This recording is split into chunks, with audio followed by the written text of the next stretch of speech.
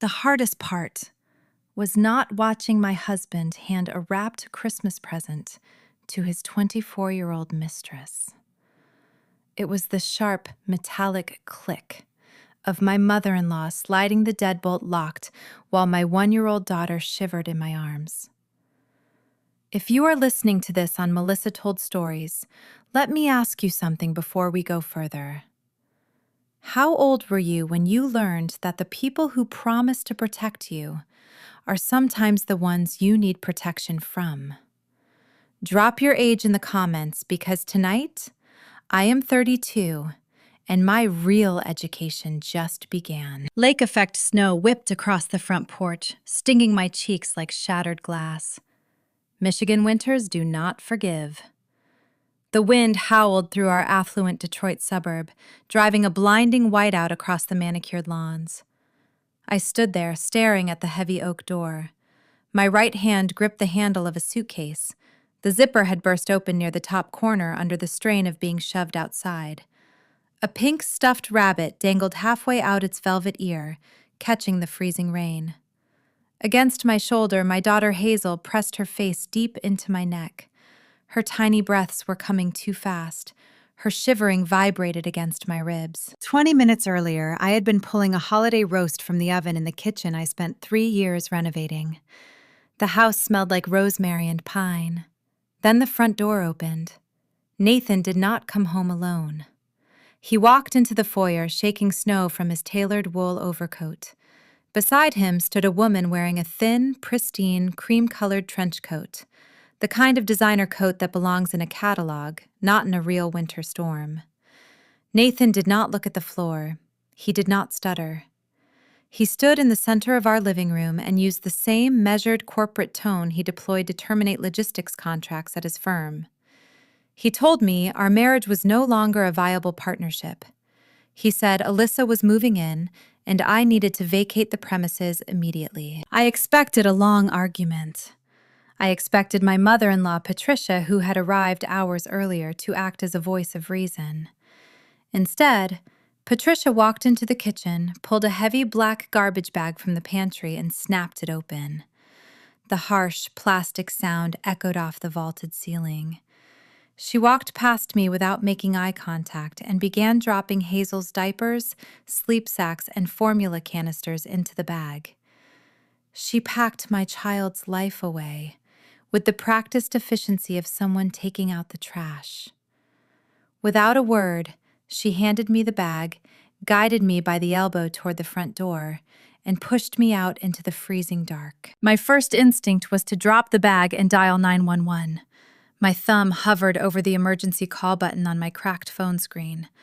I wanted officers to show up. I wanted an official record of the illegal eviction. But a harsh gust of wind hit my back, cutting straight through my thin sweater. Hazel whimpered, her small lips taking on a pale blue tint under the porch light. Logic sliced through my rising panic. A squad car would take 45 minutes to navigate these winding suburban roads in a whiteout. By the time flashing lights arrived, my baby would have hypothermia. Survival demanded immediate physical safety, not legal revenge. I secured Hazel into her car seat with numb, uncooperative fingers. The engine turned over, filling the cold cabin with a slow, mechanical hum. I did not scream. I did not beat my fists against the steering wheel. I just shifted into drive and let the tires crunch over the fresh powder, leaving my home behind. The neighborhood was painfully quiet, adorned with twinkling holiday lights that mocked the fracture in my chest. I steered the car toward the highway, aiming for the blue-collar streets where I grew up, the only safe harbor I had left. The heater in my sedan struggled to push warm air through the vents as I navigated the treacherous roads leading away from my former life. The drive south from the affluent gated communities of northern Detroit toward the dense blue-collar suburbs felt like crossing a border between two different realities. Behind me lay a neighborhood of sprawling manicured estates where problems were hidden behind heavy velvet curtains and solved with silent bank transfers. Ahead of me lay the sturdy, modest brick homes built by generations of factory workers, houses where roofs were patched by hand and loyalty meant something tangible. The windshield wipers scraped a heavy layer of ice across the glass, fighting a losing battle against the relentless lake-effect snow. My hands gripped the steering wheel so hard my knuckles throbbed, but my mind was quiet. The initial shock of the garbage bags had faded, leaving behind a cold, hollow space in my chest. I glanced at the rearview mirror. Hazel was finally asleep in her car seat, her breathing still uneven from crying in the freezing wind. I turned onto the familiar, narrow street where I had grown up. The porch light at my childhood home was already burning bright, casting a yellow glow over the snowdrifts. My father, Henry Griffin, did not sleep much. Since my mother passed away 5 years ago, he spent his winter evenings tinkering with anything that kept his hands busy. He was a retired foreman from the Dearborn Auto Assembly plants. He was a man who read blueprints instead of emotions, a man who understood structural integrity and mechanical failure better than anyone I knew. I parked in the driveway and carried Hazel, wrapped tightly in my coat, up the salted concrete steps. When Henry opened the front door, he did not look surprised to see his daughter and granddaughter standing on his porch in a blizzard. He held a silver wrench in his right hand. A small smear of grease marked his knuckles. He had been standing in the hallway working on the ancient thermostat mounted to the wall. He did not ask frantic questions. He did not gasp. He merely looked at the rusted internal coils of the thermostat and muttered to himself, "Sometimes you have to let the pipes freeze before you can expose where the system is broken." Then his eyes shifted to Hazel. He saw her pale cheeks. He saw the violent shivering racking her tiny frame. Henry set the wrench down on the wooden credenza with deliberate, terrifying precision. He stepped forward and wordlessly took my daughter from my stiff, frozen arms. He unzipped his heavy union flannel jacket, the one stained with decades of motor oil and hard labor, and wrapped it securely around her small body. The contrast between that thick canvas jacket and the flimsy, pristine designer trench coat Alyssa wore in my living room was jarring. Alyssa possessed the aesthetic of wealth. My father possessed the utility of survival. I stepped inside, pulling my broken suitcase over the threshold. A small puddle of melted snow formed on the hardwood floor around my boots. The familiar scent of burning oak and old coffee wrapped around me, loosening the tight knot in my throat. Henry walked straight to the kitchen. He did not offer me platitudes. He offered action. He retrieved a bottle from my diaper bag, warmed it in a pot of water on the stove, and tested the temperature against his scarred wrist. He sat in his worn armchair by the fireplace, feeding Hazel until her shivering finally stopped and her skin regained a healthy pink hue. I stood in the entryway, unable to move further into the house. I felt exposed, raw, and humiliated. Henry finished feeding the baby and laid her gently on the thick quilt my mother had sewn by hand. He walked down the hallway to the hall closet and pulled out a heavy wool sweater. It belonged to my mother. He carried it back to the living room and draped it over my shoulders. The garment smelled like cedar and safety. It was bulky and heavy, settling onto my frame like a suit of armor. It reminded me of exactly who I was before Nathan convinced me I needed to be a polished corporate wife. Henry walked into the kitchen and poured 2 mugs of black coffee. He set one on the table and sat across from me. He waited. He always knew how to use silence to let the truth breathe. I wrapped my hands around the warm ceramic mug and looked at the dark liquid. I told him everything. I did not cry because the cold had frozen the tears before they could form. I told him about the holiday roast still in the oven. I told him about Alyssa standing in my foyer. I told him about Nathan using his measured boardroom voice to declare our marriage an expired contract. I told him about Patricia opening the black garbage bags and dropping Hazel's diapers inside while my husband watched. I waited for my father to react. I expected the stereotypical response. I expected him to grab his truck keys, drive back through the whiteout, and break Nathan's jaw on his own pristine hardwood floor. But Henry did not yell. He did not curse Patricia's name. He did not slam his fists against the kitchen table. His jaw flexed once, just a single tight movement under his gray beard. He turned his head and looked at his granddaughter sleeping safely near the hearth. He watched the steady rise and fall of her chest under his flannel jacket. Then Henry leaned back in his chair and locked his eyes onto mine. He whispered the 5 words that shifted the entire trajectory of my life from a tragic story of a discarded wife to a calculated masterclass in retribution. They picked the wrong family. The tone of his voice was chilling. It carried no chaotic rage. It carried certainty. My father spent 3 decades on the factory floor negotiating brutal union disputes with corporate executives who thought exactly like Nathan. He knew how men with expensive suits and inflated egos operated. They relied on intimidation. They expected their victims to panic, to scream, to surrender. They never expected quiet, meticulous preparation. "You need to sleep," Meredith Henry said, standing up and taking my empty mug to the sink. "Tomorrow morning, we have work to do." I followed into the guest room, feeling a strange new sensation replacing my fear. It was clarity. Nathan assumed that because I was suddenly homeless, I was powerless. He assumed his 6-figure salary and his mother's social connections made him untouchable.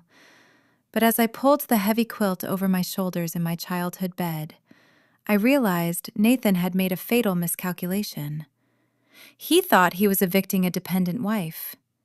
He forgot he was challenging a daughter raised by a man who built his life protecting the vulnerable from the arrogant.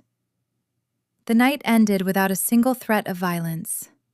Instead, my father provided a fortress. As the wind battered the window panes, I closed my eyes, knowing the real storm was not the one raging outside. The real storm was the one we were going to bring to Nathan on Christmas morning. Morning arrived, with a pale gray light filtering through the frosted window panes of my childhood bedroom. Today was Christmas. I lay still under the heavy quilt, listening to the unfamiliar quiet of the house. I should have been waking up in my own master suite, listening to Nathan complain about the early hour. I should have been carrying Hazel down our curved staircase to tear wrapping paper off boxes beneath a tall imported fir tree. Instead, I stared at the faint water stain on the ceiling of a room I outgrew a decade ago. The reality of the previous night pressed down on my chest. I felt the phantom chill of the blizzard and remembered the metallic slide of the deadbolt locking me out. But then, a different sound drifted up from the floorboards below. The rhythmic scrape of a metal spatula against a cast-iron skillet cut through the silence. The rich aroma of brewing coffee and sizzling butter filled the drafty hallway, drawing me out of bed. I dressed in yesterday's clothes and walked down the creaking wooden stairs. The kitchen felt like a sanctuary, untouched by the ruin of my marriage.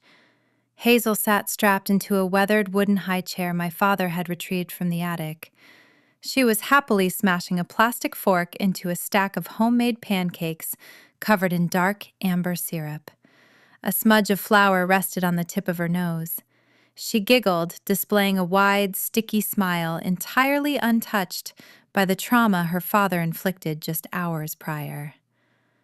Children possess a remarkable grace. They digest nightmares and turn them into ordinary mornings, as long as someone provides a safe place to land. I stood in a doorway watching her. My stomach tightened. Nathan threw this innocent child into a winter storm so a young assistant could sleep in our bed. The sheer cruelty of his choice threatened to pull me back into a dark spiral of grief. Henry stood at the stove turning strips of bacon. He did not offer a pitying glance when I sat down at the table. He placed a hot ceramic mug of coffee in front of me and slid a warm plate across the wood surface. "Eat," he instructed, his tone gentle but firm. We ate in a comfortable silence, broken only by Hazel chattering to her cup. When the last dish was cleared, Henry did not sit back down. He walked into the adjacent den. I heard the distinct metallic squeal of his old green steel filing cabinet sliding open. He returned carrying a thick manila folder. The edges were worn, indicating it had been referenced multiple times over the years. He placed it squarely on the oak table between us. Looking at that battered folder, a sharp memory surfaced from my teenage years. It was early February, deep in the bitter cold of a Michigan winter. I had driven to the Dearborn Auto Assembly Plant to bring my father a thermos of hot soup. The union had called a labor strike. Hundreds of men stood on the picket line, holding signs, their breath pluming in the freezing air. Corporate management had brought in private security guards trying to intimidate the workers. The atmosphere was tense, charged with the threat of physical conflict. But my father stood near the front gates, holding a clipboard. He was not shouting. He was not throwing punches or engaging the taunts. He simply read the terms of the collective bargaining agreement aloud to the hostile executives across the line. When he climbed into my freezing car later that day, his hands were numb, but his face was calm. He looked at me and delivered a lesson I never forgot. "Shouting just makes you tired, Meredith," he had said.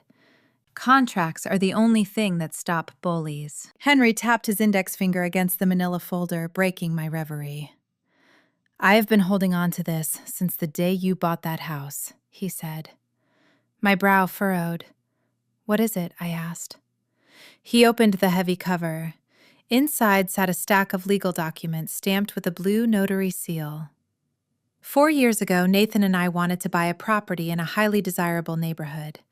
Nathan earned a lucrative salary managing regional logistics, but his extravagant spending habits meant we lacked the liquid cash for a proper down payment. He hated feeling inadequate. He wanted to project a level of wealth he had not yet accumulated. So Henry stepped in to bridge the financial gap. Nathan treated the gesture with subtle condescension, acting as though accepting a blue-collar worker's savings was beneath his corporate status. But he took the money anyway. "You thought I just handed him a check?" Henry stated, pouring himself more coffee. I nodded. We both did. Henry shook his head. "I did not work 30 years on an assembly line to hand my life savings to a man who evaluates his worth by the brand of his watch. I structured the funds through a strict real estate trust. My attorney drafted the terms." I stared at the dense paragraphs of legal jargon covering the pages. "I do not remember signing this," I admitted. Henry pointed to the third page. "You did not sign this specific addendum. Nathan did. He was the primary borrower." "Do you remember closing day?" The memory snapped into sharp focus. We sat in a sleek glass conference room at the title company. The closing agent had offered us the option to retain independent legal counsel to review the seller documents and the down payment trust terms. Nathan, notorious for his arrogance and his bizarre cheapness regarding professional services, laughed at the suggestion. He claimed he dealt with complex logistics contracts every day. He refused to pay an attorney a few $100s to read standard boilerplate text. He waived his right to counsel. He skimmed the pages and signed his name blind. "Read Section 4. Henry instructed, sliding the document closer to my coffee mug. I traced my finger along the printed text.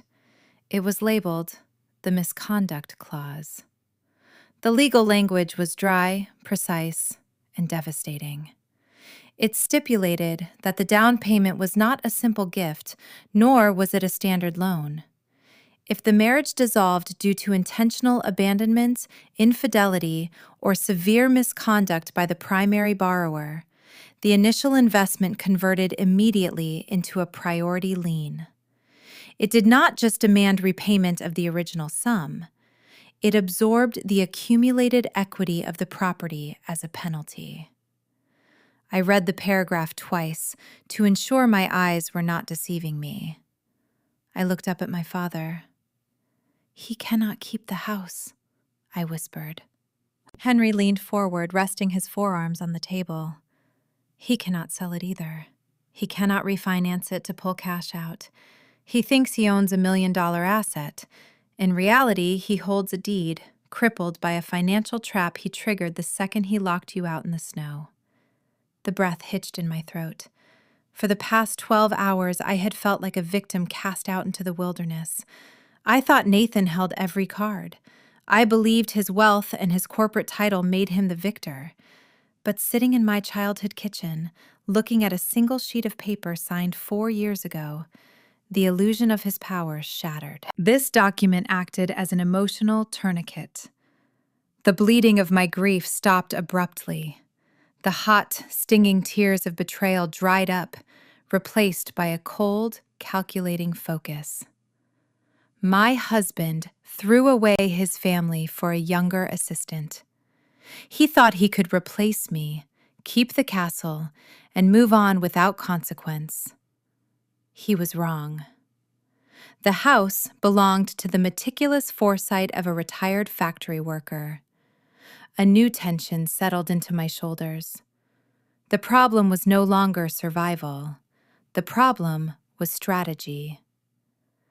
Nathan would eventually realize his mistake, but until then, he would continue to act with unchecked hubris. I needed to let him dig his own grave deeper. I needed to let him and his mother broadcast their false victory to the world.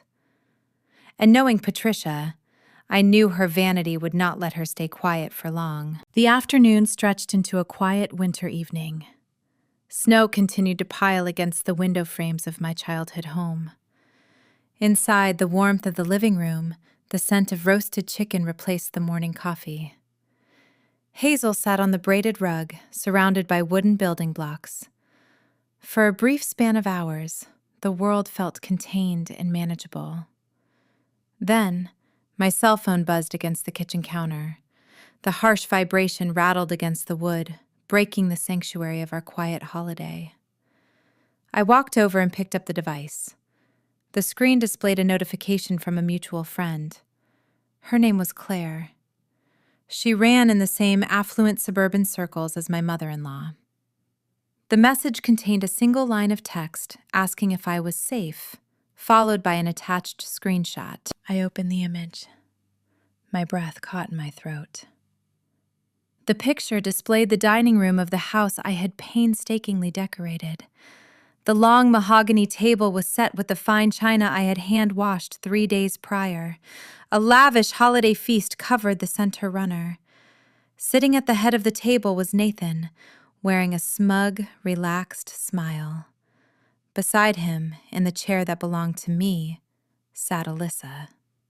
She wore a tailored crimson dress holding a crystal wine glass.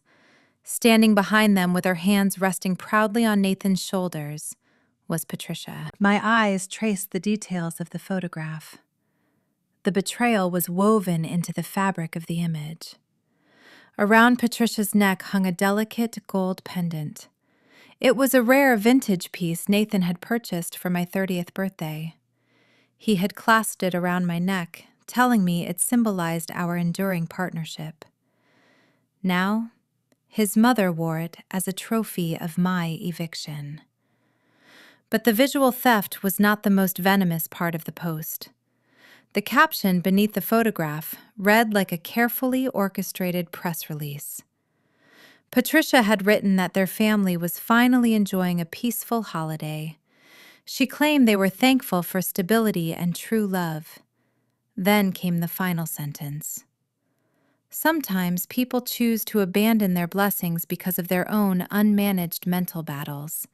But we are choosing to embrace the future. My fingers clamped around the phone. The sheer audacity of the lie sent a hot flush of adrenaline straight to my fingertips. Patricia was not just locking me out of my home. She was attempting to lock me out of my own reality. She was curating a narrative where I was a volatile, unstable woman who walked away from a perfect life. She was erasing the black garbage bags, the freezing lake effect wind, the deadbolt snapping shut while a baby shivered on the porch. Every instinct honed by human nature demanded a reaction. My thumbs hovered over the keyboard, ready to declare war in the comment section. I wanted to type out the ugly truth. I wanted to describe the designer trench coat Alyssa wore while my daughter turned blue in the cold. I wanted to expose Nathan as a fraud who replaced his family without a second thought. I drafted a response in my mind, a blistering paragraph that would tear their pristine digital facade to shreds. My chest heaved. The desire to defend my reputation felt like a physical hunger. Henry walked into the kitchen carrying a stack of plates. He set them by the sink and turned to look at me. He did not need to ask what was wrong. He read the tension radiating from my rigid posture. He dried his hands on a linen towel, walked over, and gently took the phone from my trembling grip. He looked at the bright screen, studying the photograph and the caption. His expression remained unchanged. He did not sigh. He did not roll his eyes. He handed the device back to me and leaned against the counter. "Do not argue with someone collecting evidence against themselves," he said. His voice was a low, steady rumble. I stared at him, my pulse hammering against my ribs. "Dad, they are lying to everyone," I said. "They are telling our friends I am crazy. They are telling the world I left voluntarily." Henry pointed a calloused finger at the screen. "Look closer, Meredith," he instructed. "What do you actually see in that picture?" "I see thieves," I replied, my voice cracking. "No," Henry countered. "You see a documented timeline. Patricia just published a time-stamped public record proving your husband brought his mistress into the marital home on Christmas Day. She proved they collated their finances and social standing to replace you.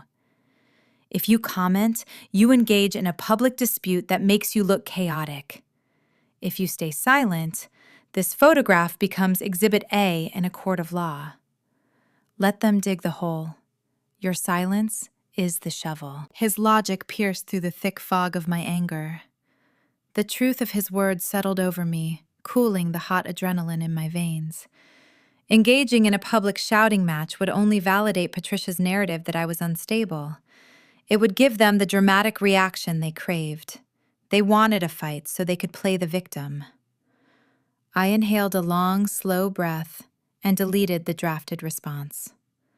I locked the screen and placed the phone face down on the granite counter. I was no longer interested in winning a popularity contest on the internet. I was interested in winning the war. But to win the war, I needed Nathan to feel victorious. I needed him to believe his smear campaign was working. Arrogant men become careless when they think their opponent is weak. I walked into the den and sat down at my father's old desktop computer. An idea formed in my mind. A tactic born from the new, cold clarity Henry had instilled in me. When we lived together, Nathan monitored everything.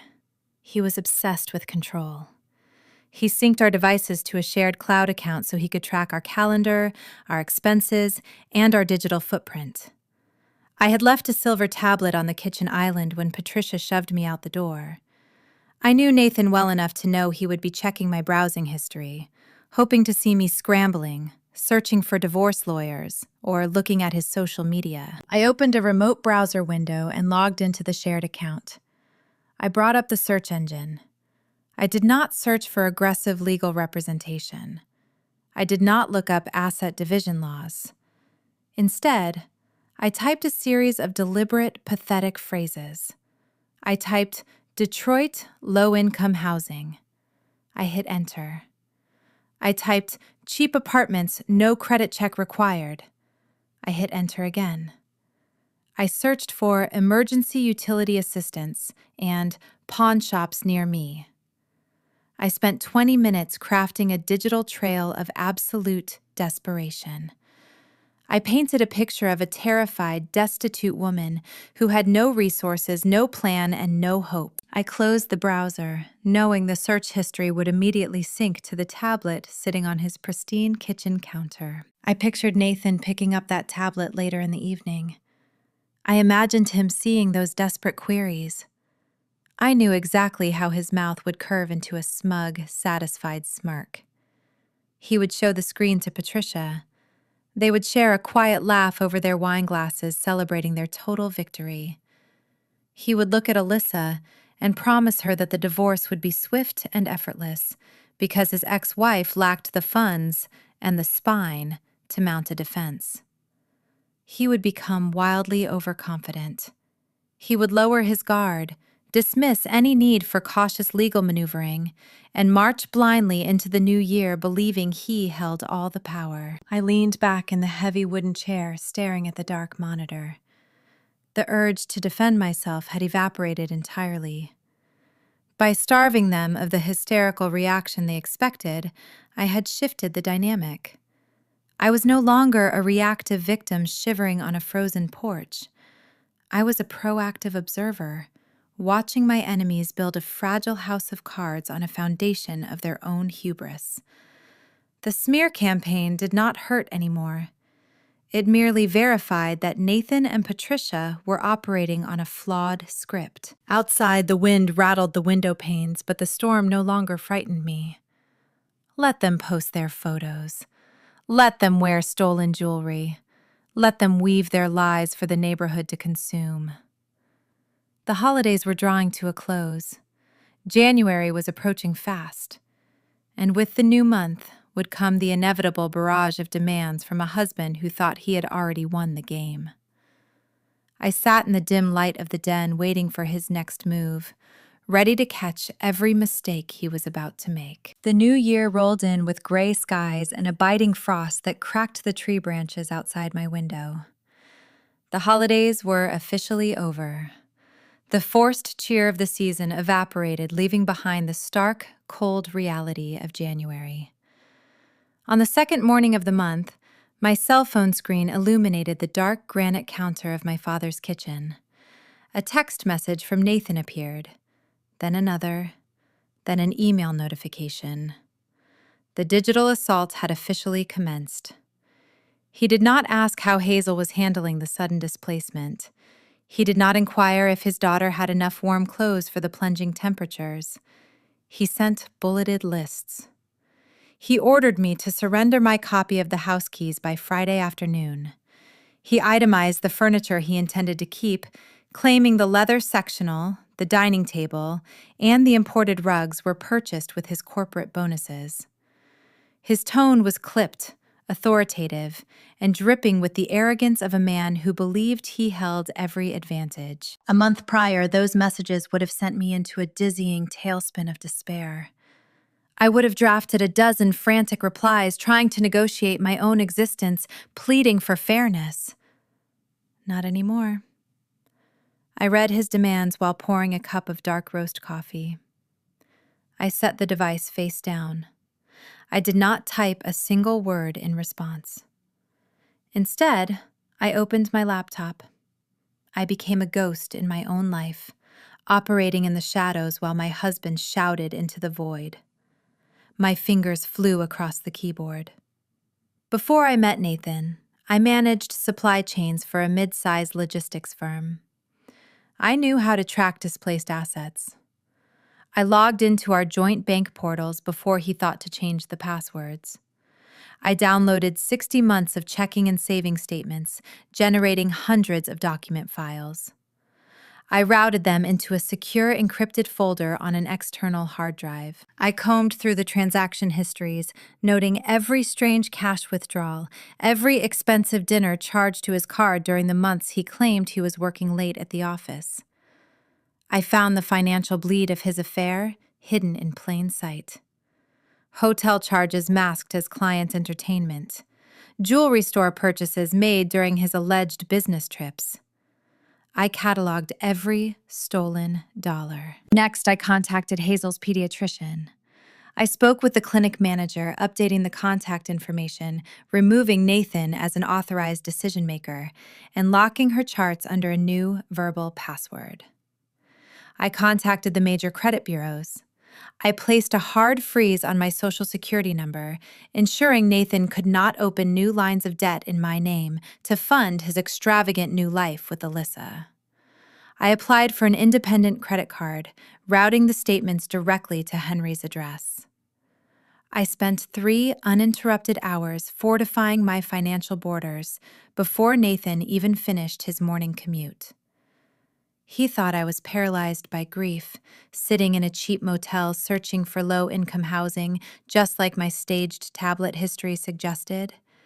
He had no idea I was systematically mapping the exact dimensions of his impending ruin. Later that afternoon, I drove to a local office supply store.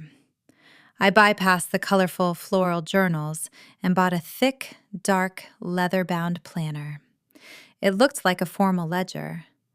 I needed something tactile, something physical to anchor the swirling chaos of the divorce. I sat at Henry's kitchen table, clicking a ballpoint pen. I divided the thick pages into specific categories: legal, financial, custody, communication. Every time Nathan sent a text, I logged the date, the time, and a brief summary of his demands. I noted the duration of his unanswered phone calls. I printed the downloaded bank statements and filed them into heavy, color-coded binders.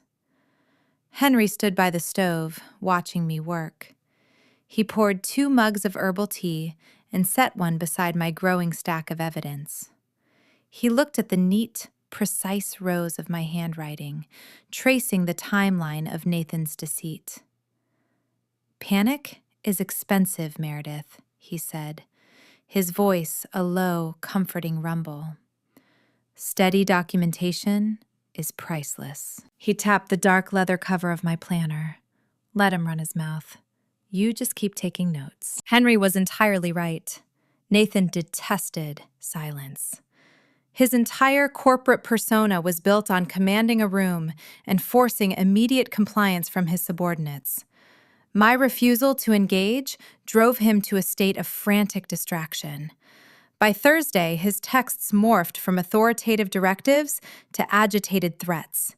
He demanded to know where I was hiding the silver flatware. He accused me of stealing his espresso machine. I forwarded every single message to my newly retained attorney, without adding a single personal note. My lawyer simply replied with a thumbs up, confirming receipt of the growing arsenal. Nathan was swinging at shadows, growing more unstable with every passing hour of my radio silence. Then, on Friday evening, Nathan made his fatal error. My phone rang, vibrating against the wood table. I recognized his number. I let it go straight to voicemail. 2 minutes later, a new audio file appeared in my inbox. I pressed play, holding the speaker up so Henry could hear the transmission. Nathan's voice filled the quiet kitchen. He sounded breathless, angry, and terribly reckless. "Listen to me, Meredith," he growled. "You think ignoring me gives you power, but it does not. I changed the locks on the front and back doors this morning. You are not getting back inside to steal my property. Do not even try driving by. You abandoned this house, and now you are locked out permanently. Call my lawyer and settle this, or I will make sure you walk away with nothing." The recording ended. The room fell heavy and silent. I stared at the digital timestamp glowing on the screen. Henry let out a short, dry chuckle. "Did he really just say that out loud?" Henry asked. I nodded, a slow realization washing over me. He just confessed to an illegal eviction on a recorded line. I whispered. He documented his own crime. In the state of Michigan, locking a spouse out of a marital residence without a formal court order is a severe legal violation. Nathan was so blinded by his desire to assert dominance that he handed me the exact weapon I needed to destroy his future custody claims and his negotiating leverage. I attached the audio file to an email and sent it to my attorney. The subject line read, Exhibit A. Nathan was actively building my legal case for me. He was standing on the scaffold, tightening the rope around his own neck, and he genuinely believed he was tying a knot of victory. I closed my laptop, feeling a cold, sharp smile touch my lips for the very first time since Christmas. The second week of January dragged a bitter Arctic front across the Michigan Peninsula. Frost crept up the edges of the kitchen windows, painting delicate, icy ferns against the glass. I sat at my father's oak table, staring at the glowing screen of my laptop. The house was quiet. Hazel was taking her morning nap, wrapped in a fleece blanket in the next room. My inbox chimed with a crisp digital alert. The sender was my retained family law attorney. The subject line read, Initial settlement proposal enclosed for your immediate review. My pulse ticked a little faster. I clicked the attachment icon and sent the 50-page digital file to the old laser printer sitting in the corner of the den. The machine hummed to life, spitting out warm sheets of paper that carried the blueprints of my husband's delusional arrogance. I gathered the printed stack and brought it back to the table. The cover page bore the letterhead of a high-priced downtown Detroit law firm. Nathan had spared no expense hiring sharks to intimidate me. I took a sip of dark coffee and began to read. The legal jargon was dense, designed to confuse and exhaust the reader, but my background in logistics contract management allowed me to cut through the formal phrasing. As I translated the thick paragraphs into plain English, a cold knot formed in my stomach. Nathan was not proposing a fair division of our shared life. He was demanding a total surrender. According to the drafted terms, he would retain sole ownership of the marital residence along with all equity and furnishings. He claimed the house was the product of his corporate bonuses, ignoring the fact that I had managed the household, raised our child, and maintained the property while he traveled. He demanded 80% of our joint savings and investment portfolios, categorizing them as his distinct premarital assets, despite the funds being earned during our union. But the financial theft was not the detail that made my breath catch in my throat. I turned to page 12, which outlined the proposed custody arrangement for Hazel. Nathan requested primary physical custody. His attorney had drafted a venomous paragraph, arguing that my current living situation, residing in a blue-collar suburb with an elderly parent, constituted an unstable environment for a toddler. He framed his own affluent household, where his mother and his 24-year-old mistress currently resided, as the superior choice for Hazel's development. In exchange for my complete capitulation, Nathan offered a lump sum payment of $15,000.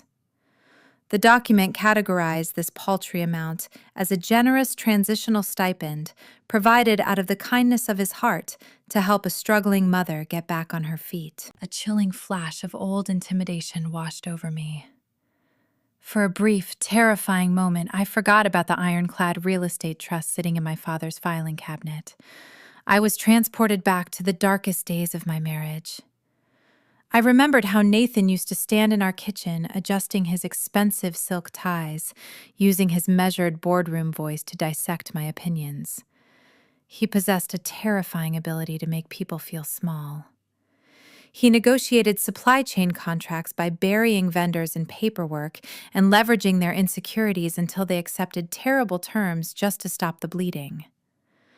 Looking at the stacked pages on the table, I felt the ghost of his psychological hold wrapping its fingers around my neck.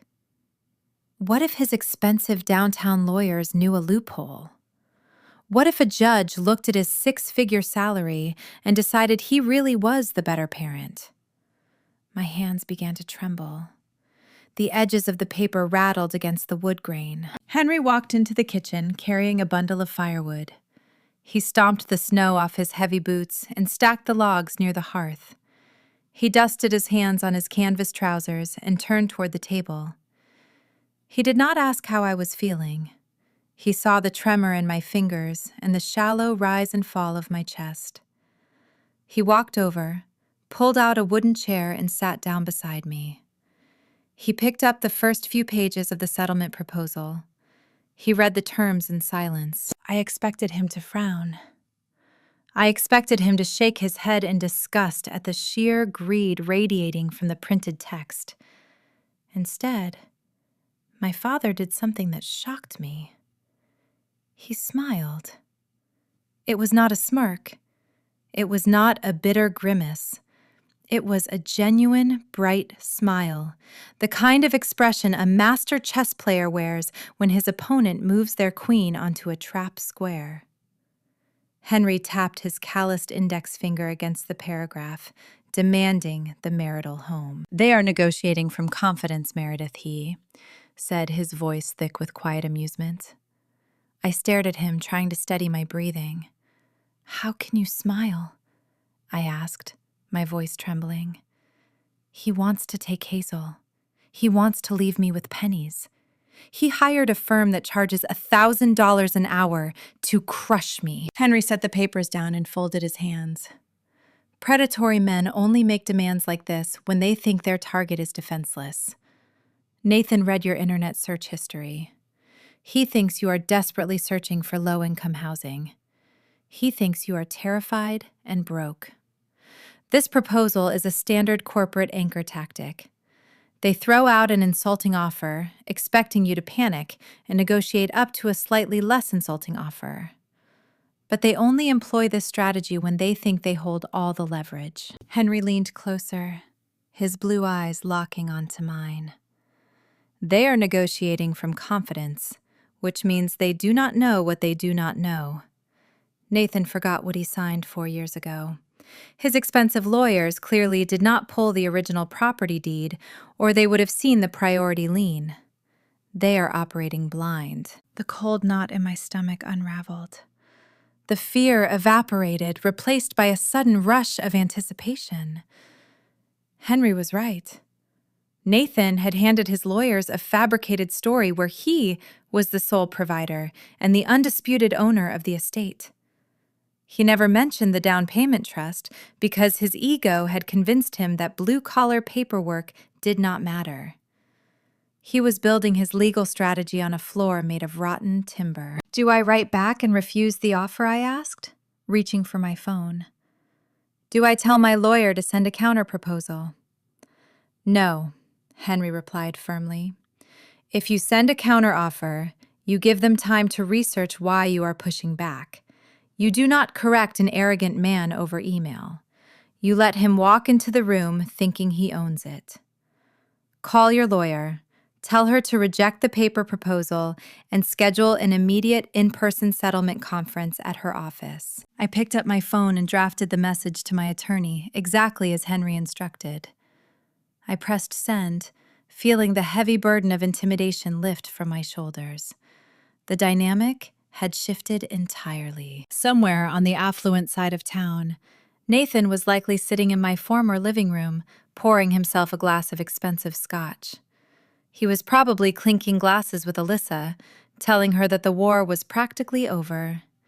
He believed he was weeks away from a clean break, a fresh start, and a flawless victory. He thought he had discarded a dependent wife without suffering a single consequence. The dramatic irony of his situation was almost beautiful. He was celebrating a checkmate on a board where he did not even know the rules. He had no idea he was about to step onto a financial landmine detonated by a single sheet of paper he signed 4 years ago. The trap was set, and all we had to do was wait for him to walk through the conference room door. Thursday morning arrived with a sky the color of crushed slate. The meeting was scheduled for 10 o'clock at a high-rise law firm in downtown Detroit.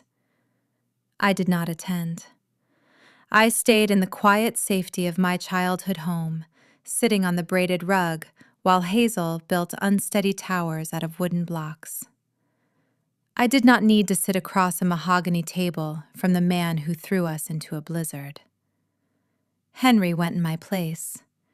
He did not attend as a protective father pleading for his daughter's fair share. He walked into that glass and steel building, acting solely as a secured commercial lien holder, summoned to address a title dispute. He wore his Sunday church suit, a simple gray two-piece that hung neatly on his broad shoulders. He drove his weathered truck into the underground parking garage, riding the elevator up to the 40th floor with his battered leather briefcase resting in his calloused hand. When Henry returned later that afternoon, he recounted every second of the conference with the precise, unemotional clarity of a court reporter. The scene played out in my mind like a high-definition film. The conference room offered a sprawling view of the Detroit River, tracing the cold border between Michigan and Canada. My attorney sat beside Henry, sorting her legal pads. Nathan walked through the heavy glass doors exactly 20 minutes late. It was a classic negotiation tactic he often boasted about using against stubborn logistics vendors. He believed making people wait established dominance. He entered wearing a tailored charcoal wool suit, his expensive silver watch catching the overhead fluorescent lights. He did not look weary or stressed. He carried the casual, bored energy of an executive attending a mandatory compliance seminar. His attorney, a polished litigator who billed by the minute, trailed behind him, carrying a sleek laptop. Nathan sat down, adjusting his cuffs, and immediately checked his phone, signaling that his time was far too valuable to waste on trivial matters. His lawyer opened the discussion with a smooth, rehearsed pitch. He stated that Nathan desired an amicable, swift resolution. He reiterated the terms of the initial proposal, acting as though the offer of $15,000 was a charitable donation to a struggling charity. He pushed for a quick signature, suggesting that dragging out the divorce would only deplete the marital assets and leave me with nothing. He finished his opening monologue by sliding a fresh copy of the settlement across the polished wood table. My attorney did not reach for the pen. She glanced at Henry. Henry did not speak right away. He let the silence stretch, allowing the ticking of the wall clock to fill the room. He unclasped his old briefcase. He pulled out the thick manila folder he had retrieved from his den on Christmas morning. He placed it on the table. His scarred hands looked out of place against the pristine, expensive furniture. I believe your client forgot to disclose a secured financial obligation regarding the marital residence, Henry said. His voice was low, steady, and devoid of anger. Nathan's attorney frowned, a polite expression of feigned confusion. He reached across the table and took the folder. He opened the cover. The first 3 pages were standard real estate trust documents, the kind filed routinely during property acquisitions. Nathan rolled his eyes, leaning back in his expensive leather chair. He scoffed, telling his lawyer. It was just the boilerplate down payment paperwork from 4 years ago. He claimed it was a simple family loan and argued it had no bearing on the current asset division. Henry ignored Nathan entirely. He kept his eyes fixed on the litigator. Please direct your attention to page 4, Henry instructed quietly. Read the addendum. The opposing attorney flipped the page. Henry told me he watched the lawyer's eyes track back and forth across the dense legal text.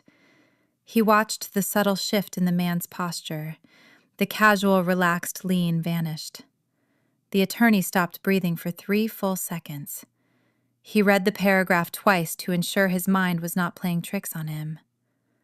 Then, the lawyer slowly took off his wire-rimmed glasses and laid them on the table. The air evaporated from the room. The addendum was the misconduct clause. It detailed the exact parameters of the financial trust Henry had established.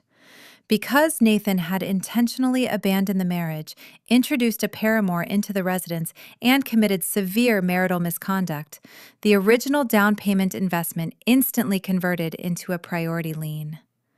The math was devastating. The clause dictated that Henry was entitled to the return of his initial investment plus a compound penalty absorbing the total accumulated equity of the property. Nathan's attorney turned his head, looking at his client with a mixture of disbelief and professional horror. "Did you sign this document?" the lawyer asked. His voice had lost all its smooth confidence. Nathan frowned, his arrogant facade showing its first hairline fracture. "I signed a stack of papers at closing," he dismissed, waving his hand. "I did not hire an attorney to read every single line of a family loan. It was just standard text." "It is not a standard loan," his lawyer replied, his tone dropping an octave. "It is a conditional equity trap. You do not own the house, Nathan. You cannot keep it. You cannot sell it and pocket the proceeds. You cannot refinance it. According to this signed, notarized addendum, you owe Mr. Griffin a sum that exceeds the current market equity." The color drained from Nathan's face. His jaw went slack.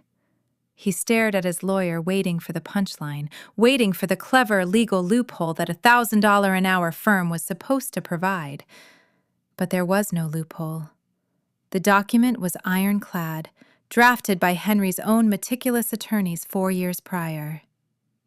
Nathan realized in real time that his perceived wealth was a mirage. He had built his new life with Alyssa on a foundation of equity he did not possess. The smug board executive vanished.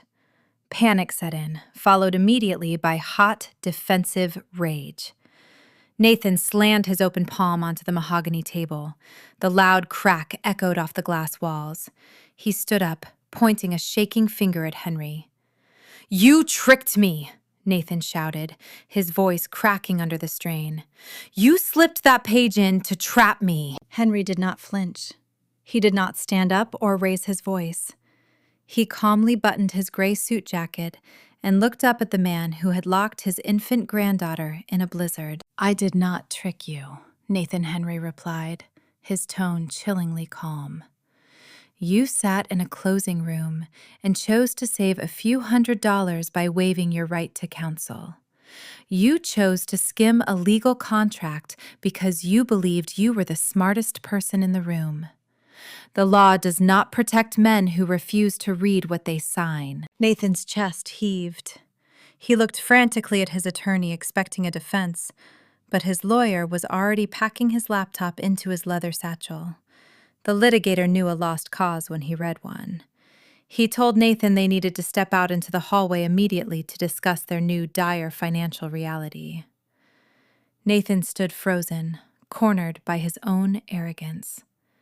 He looked at Henry, realizing the full scope of his miscalculation. He thought he was tossing a dependent wife out into the cold winter night. Instead, he had handed her the precise keys to his total financial ruin. Without another word, Nathan turned and walked out of the conference room. His shoulders slumped, his expensive suit suddenly looking heavy and uncomfortable. Sitting in the kitchen later that evening, listening to my father recount the look of utter defeat on Nathan's face, I felt a profound sense of vindication. The trap had sprung flawlessly. But the game was far from over. Nathan was leaving that downtown high-rise and driving back to my former house. He was returning to Alyssa.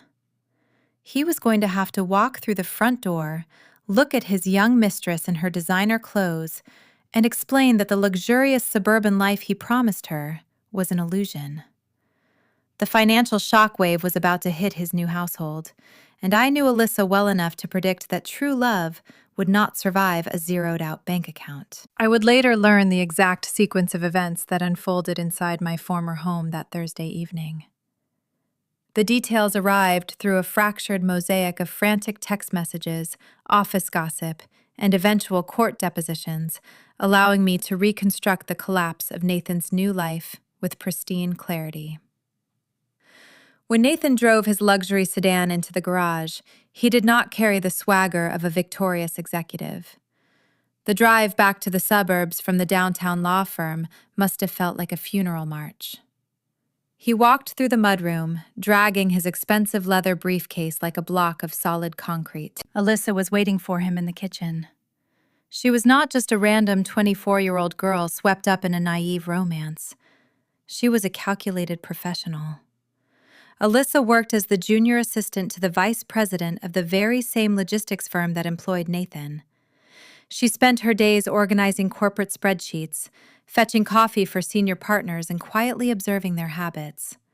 She noted their tailored suits, their imported vehicles, and their weekend trips to private golf clubs. She craved that exact lifestyle. She attached herself to Nathan because he projected an image of unshakable wealth and authority. She firmly believed that stepping into my shoes meant inheriting a fully funded, glamorous suburban existence without doing the decades of grueling foundational work required to build it. Nathan bypassed the kitchen entirely, avoiding her gaze. He dropped his briefcase onto the mahogany desk in the home office and headed straight for the liquor cabinet in the living room. His hands were shaking as he poured 3 fingers of dark scotch over a single cube of ice. He left the office door open. He left the manila folder containing my father's trust document sitting right on top of his satchel. Alyssa noticed his pale face and the uncharacteristic slump of his shoulders. She knew the settlement conference was supposed to be a mere formality. Nathan had promised her earlier that morning he would return with a signed agreement ensuring my quiet, permanent exit from their new life. Driven by a sudden spike of anxiety, Alyssa walked into the quiet office. She opened the thick folder. Her eyes scanned the crisp white pages.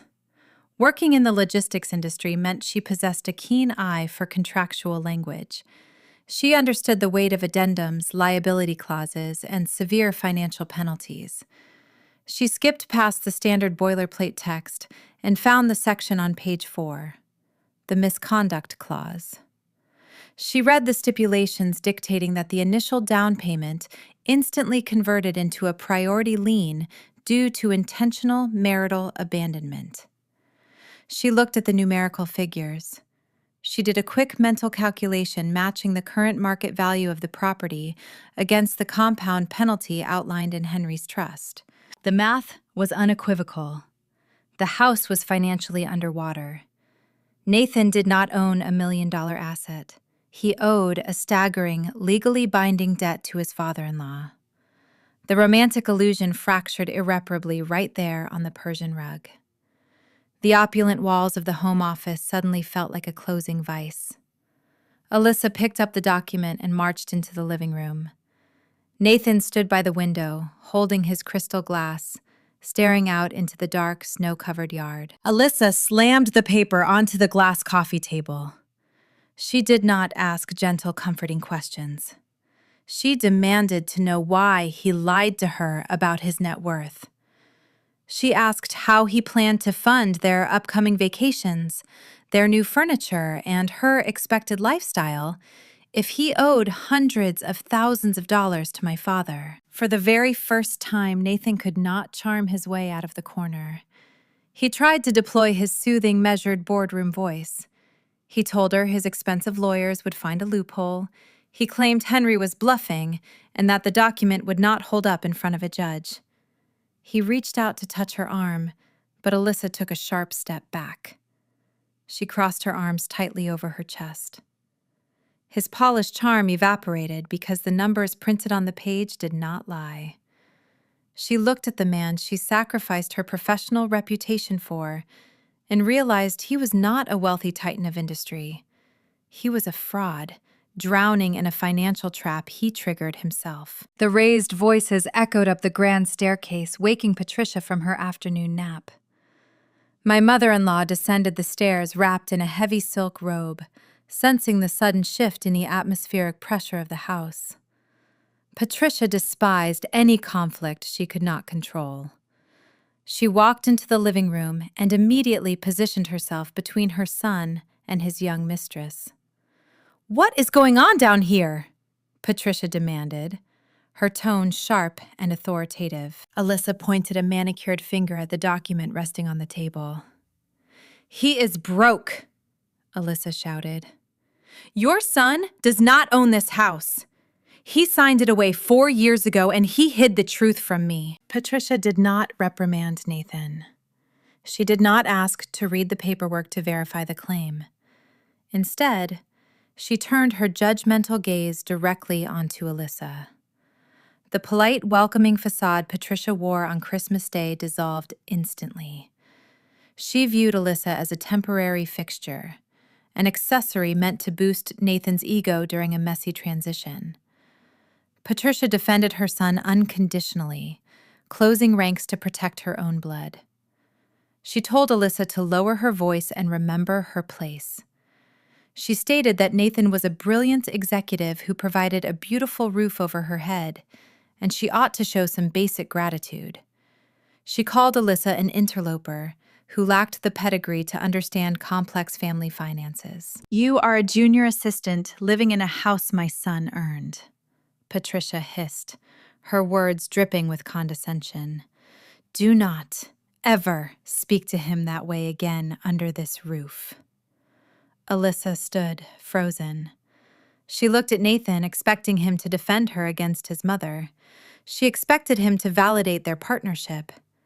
Nathan looked down at his scotch glass, remaining entirely silent. The ice clinked against the crystal. He chose the path of least resistance, refusing to intervene. In that singular moment, a toxic, claustrophobic environment took root inside the walls of the home I used to manage. The grand, open-concept living space suddenly felt like a prison cell for all three of them. Alyssa realized she was not an equal partner. She was a replaceable pawn, currently trapped in a house governed by a narcissistic coward and his overbearing mother. The lavish dinners and the stolen jewelry lost their shine, replaced by the suffocating weight of impending bankruptcy. Betrayals built on lies inevitably collapse from within because the foundation is constructed out of fragile egos and hidden debts. The tension did not dissipate as the evening wore on. It festered, filling every room with a heavy, unspoken resentment. Alyssa retreated to the guest bedroom, locking the door behind her. Patricia paced the kitchen, muttering about ungrateful girls, while Nathan poured himself another drink, trying to drown out the reality of his ruined empire. They were turning on each other. The alliance forged in my absence was fracturing under the immense strain of Henry's ironclad trust. But the financial devastation of the real estate lien was only the first domino to fall. Alyssa possessed something far more dangerous than a broken heart. She possessed an intimate working knowledge of Nathan's corporate calendar. She knew every hotel room he booked. She knew every expensive dinner he expensed during their months of secrecy. As she sat on the edge of the guest bed staring at the dark screen of her phone, the hurt morphed into a cold, calculating fury. Nathan thought he could silence her by letting his mother put her in her place. He forgot that a disgruntled employee with access to the corporate accounting servers holds enough matches to burn a career to the ground. The storm was about to move from the suburbs straight into the heart of downtown Detroit. The weekend passed in a tense, suffocating silence across town. Monday morning arrived, bringing the usual rush of Detroit commuter traffic and the bitter gray chill of the season. Nathan brushed off the disastrous settlement conference and the bitter argument with his mistress. He retreated to the one environment where he still felt invincible.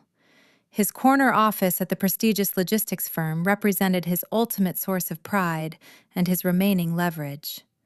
He had spent years climbing the corporate ladder, building a persona around expensive tailored suits and ruthless operational efficiency.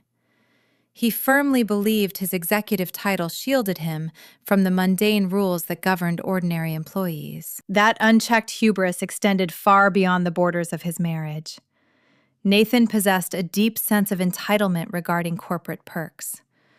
During the 8 months he spent courting Alyssa, he did not fund their secret rendezvous using his own personal bank accounts. He considered his own money far too precious to waste on luxury hotel rooms and imported wine. Instead, he utilized his corporate expense account. He booked weekend stays at boutique properties and charged extravagant steakhouse dinners to a company credit card. He fraudulently categorized every single transaction under the billing code for prospective client entertainment. He assumed the accounting department would never dare question a senior regional manager about his business development tactics. He was terribly wrong. The fatal blow did not arrive with a dramatic confrontation or a shouted accusation. It arrived through the cold, unemotional machinery of a routine quarterly financial audit. The firm's compliance officers utilized automated software to track unusual spending patterns. A sharp-eyed junior accountant noticed a glaring financial anomaly. A series of high-end hospitality charges lacked any corresponding client meeting notes or signed vendor contracts. Furthermore, the dates on the credit card receipts aligned perfectly with the days Nathan claimed he was attending out-of-state freight conferences. On Tuesday morning, Nathan received a brief calendar invite. The meeting was scheduled for 10 o'clock in the Human Resources Department. The attendee list included the Director of Human Resources and the Chief Financial Officer. Nathan walked down the carpeted hallway carrying his leather portfolio. He did not suspect a trap. He assumed the executives wanted his input on a new supply chain initiative. He pushed open the heavy glass door and sat down, projecting his usual bored confidence. The chief financial officer did not offer a polite greeting.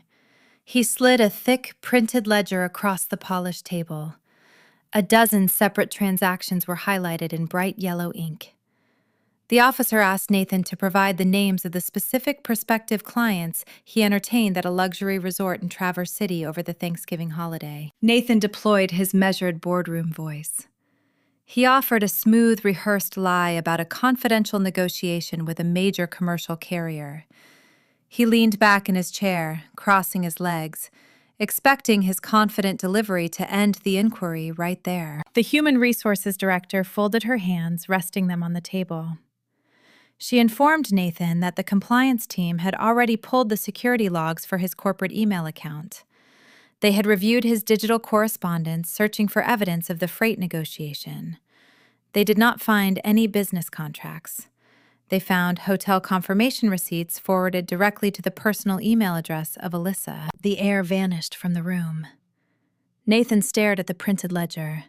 The realization of his peril struck him like a physical blow to the chest. Alyssa was not just his mistress. She was a junior assistant within their own corporate structure. She was a subordinate. The director outlined the violations with surgical precision. The logistics firm enforced a strict fraternization policy regarding senior management and junior staff. Engaging in an undisclosed romantic relationship with a subordinate constituted a severe breach of professional conduct. But the policy violation paled in comparison to the financial transgression. Utilizing company funds to facilitate a private affair was not merely a breach of office etiquette. It was corporate embezzlement. Nathan opened his mouth to defend himself, but the words failed to materialize. The smooth-talking executive was rendered entirely mute by the crushing weight of documented evidence. The chief financial officer delivered the final verdict. Nathan was suspended immediately without pay, pending a comprehensive internal review. The firm demanded the immediate surrender of his company laptop, his corporate credit card, and his building access badge. He was instructed to empty his pockets. He unclipped his plastic identification badge and placed it on the mahogany table. The sound of the hard plastic hitting the wood echoed like a gavel striking a sound block. A uniformed security guard escorted Nathan out of the Human Resources suite. He was forced to walk the entire length of the executive floor under the watchful eyes of his colleagues. Whispers rippled through the cubicles like a sudden gust of wind.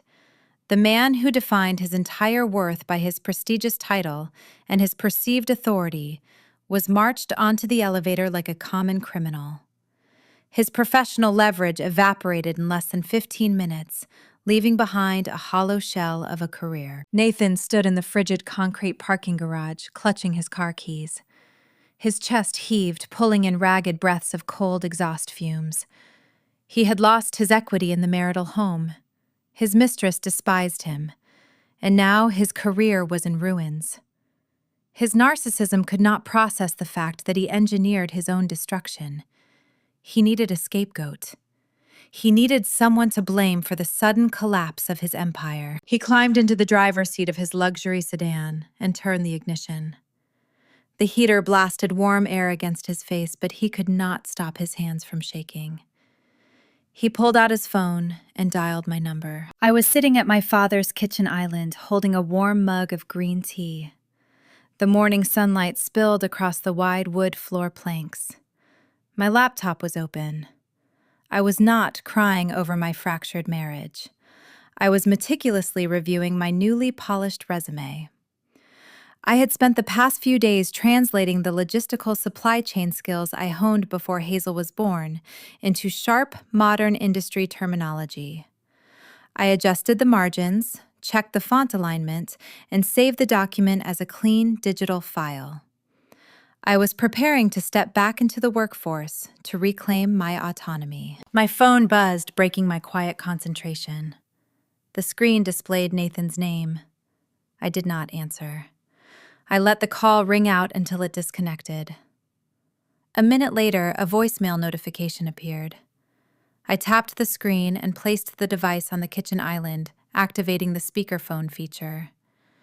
Nathan's voice filled the quiet room. He sounded unrecognizable. The measured corporate tone was gone, replaced by a frantic, breathless panic. "Meredith!" he shouted, his voice cracking with desperation. "I know what you did. I know you called my office. I know you tipped them off about the expense reports. You are trying to sabotage my career because you are bitter. You think you can destroy me. You think you can take everything from me. Call my lawyer right now and accept the settlement, or I swear I will bankrupt you." The audio cut off, leaving a sharp, abrupt silence in its wake. I sat perfectly still, looking at the dark screen of the phone. I had not contacted his employer. I had not spoken to a single person at his logistics firm. I did not need to sabotage him because his own profound entitlement had already done the heavy lifting. He stole company funds to finance his infidelity, and he somehow convinced himself I was the villain orchestrating his audit. I reached out and tapped the share icon on the audio file. I drafted a blank email to my family law attorney, attached the frantic recording, and hit send. I did not add a single line of commentary. The unhinged threats spoke for themselves. The contrast between the two of us was stark and undeniable. Nathan was sitting in a dark parking garage screaming into a phone, stripped of his title, his income, and his dignity. He was desperately trying to patch the holes in a sinking ship built entirely out of deceit. I was sitting in a sunlit kitchen, sipping tea and building a solid foundation for my future. Integrity requires no maintenance. It stands on its own, requiring no defense, no frantic explanations, and no complex cover stories. Lies, however, require constant, grueling defense. The liar must remember every false narrative, every hidden receipt, and every manipulated truth. Nathan was exhausted because he had spent months spinning delicate plates in the air, and now gravity was finally claiming them all. I closed my email application and returned to my resume, feeling a deep, quiet sense of peace. The storm was ravaging his life, but my shores were safe and secure. His threats of bankrupting me were hollow, echoing the desperation of a man who realized he was no longer the author of the story. His next move would be a desperate play for control over the only thing he thought he had left to leverage. He was going to use Hazel. Nathan's corporate suspension left him with an abundance of empty hours and a desperate need to reclaim control. His bank accounts were draining, and his mistress was furious. He needed a victory to stabilize his fracturing ego. When a narcissist loses their financial leverage and their professional standing, they pivot to the only remaining arena where they can inflict pain. He weaponized our daughter. The courier arrived at my father's house on a Tuesday afternoon, handing me a thick manila envelope. The bitter cold air rushed through the open door as I signed the delivery receipt. I carried the parcel into the living room and sliced the seal open with a kitchen knife. Inside rested an emergency motion for primary physical custody. I sat on the faded rug near the hearth while Hazel stacked brightly colored wooden blocks a few feet away. I read the pages in silence. Nathan framed himself as a devoted patriarch enduring cruel alienation. His lawyer drafted a narrative depicting me as a volatile, unpredictable woman who fled the marital home under the cover of night, stealing his child without provocation. He painted my silence as psychological instability. He claimed I was currently residing in a cramped, unsuitable environment and requested immediate intervention from the family court to rescue his daughter from a vindictive mother. He wanted the judge to grant him full residential authority, leaving me with nothing but supervised weekend visits. I did not hyperventilate. I did not shed a single tear of panic. I folded the petition, placed it inside my dark leather planner, and drove straight to my attorney's office in downtown Detroit. Sarah practiced family law with the surgical precision of a seasoned emergency room physician. She wore a tailored navy suit and kept her desk devoid of clutter. She reviewed the petition without a hint of surprise. She set the document down and looked at me across the polished mahogany surface. She told me desperate men always project their own flaws onto their targets when they realize their power is slipping. In a courtroom, verbal testimonies often cancel each other out. Judges despise settling domestic disputes based on conflicting emotional memories. Sarah knew Nathan would attempt to rewrite the events of Christmas Eve. She had spent the first week of January anticipating this exact maneuver. She leaned back in her chair and explained her countermeasure. While Nathan was busy sending threatening text messages and draining his corporate expense account, Sarah had quietly filed a digital subpoena. She targeted the cloud storage accounts of the Harrison family. The Harrisons lived directly across the street from my former residence. They had installed a state-of-the-art porch security system in November to deter holiday package thieves. The system featured a high-definition, wide-angle camera equipped with motion sensors and infrared night vision. Sarah turned her flat-screen computer monitor toward me. "We do not need to draft a lengthy rebuttal, Meredith," she said, her tone steady and calm. "We are just going to let him argue with the tape." She clicked a digital file labeled December 24th. The video lacked audio, but the silence amplified the sheer cruelty unfolding on the screen. I sat, frozen, in the leather guest chair watching the grainy black and white rendering of my own nightmare. The camera angle captured the wide expanse of my old front yard. The lake effect snow blurred the edges of the frame, driving horizontal lines across the screen. The center remained sharply in focus. I saw my own figure standing on the porch, holding a tiny bundle against my chest. The front door opened, spilling a bright wedge of warm light onto the frozen concrete. Patricia stepped into the frame. She carried 2 dark trash bags. She hoisted them over the threshold and tossed them down the steps into the accumulating snowdrifts. One bag struck the iron railing, splitting open and spilling a row of diapers onto the ice. Then the camera captured Nathan. He stood in the heated foyer, wearing a soft cashmere sweater. He held a crystal glass of wine in his right hand. He did not step outside into the storm. He did not reach for his shivering infant. He leaned casually against the wooden door frame, watching his mother discard his family like expired groceries. He watched the wind whip my hair across my face. He took a slow sip from his glass. Then he reached out and pulled the heavy oak door shut. The deadbolt slid into place with a visual finality. I watched the timestamp tick forward in the bottom corner of the screen. I watched my digital ghost secure Hazel into the freezing car and drive away into the dark night. A single tear escaped the corner of my right eye. It traced a warm path down my cheek before dropping onto the collar of my sweater. I did not wipe it away. It was the final tear I would ever shed for the man I married. The grief concluded permanently in that small, sterile office. The illusion of my husband evaporated, leaving behind a stark, undeniable reality. I no longer saw a partner. I no longer saw the charismatic executive who once promised to honor and protect me. I saw a profound liability. I saw a coward who stood in a heated hallway while the winter wind bit into his daughter's skin. He failed the most primal test of parenthood. The emotional tether connecting me to my past severed, leaving me unburdened and dangerously focused. Sarah paused the video.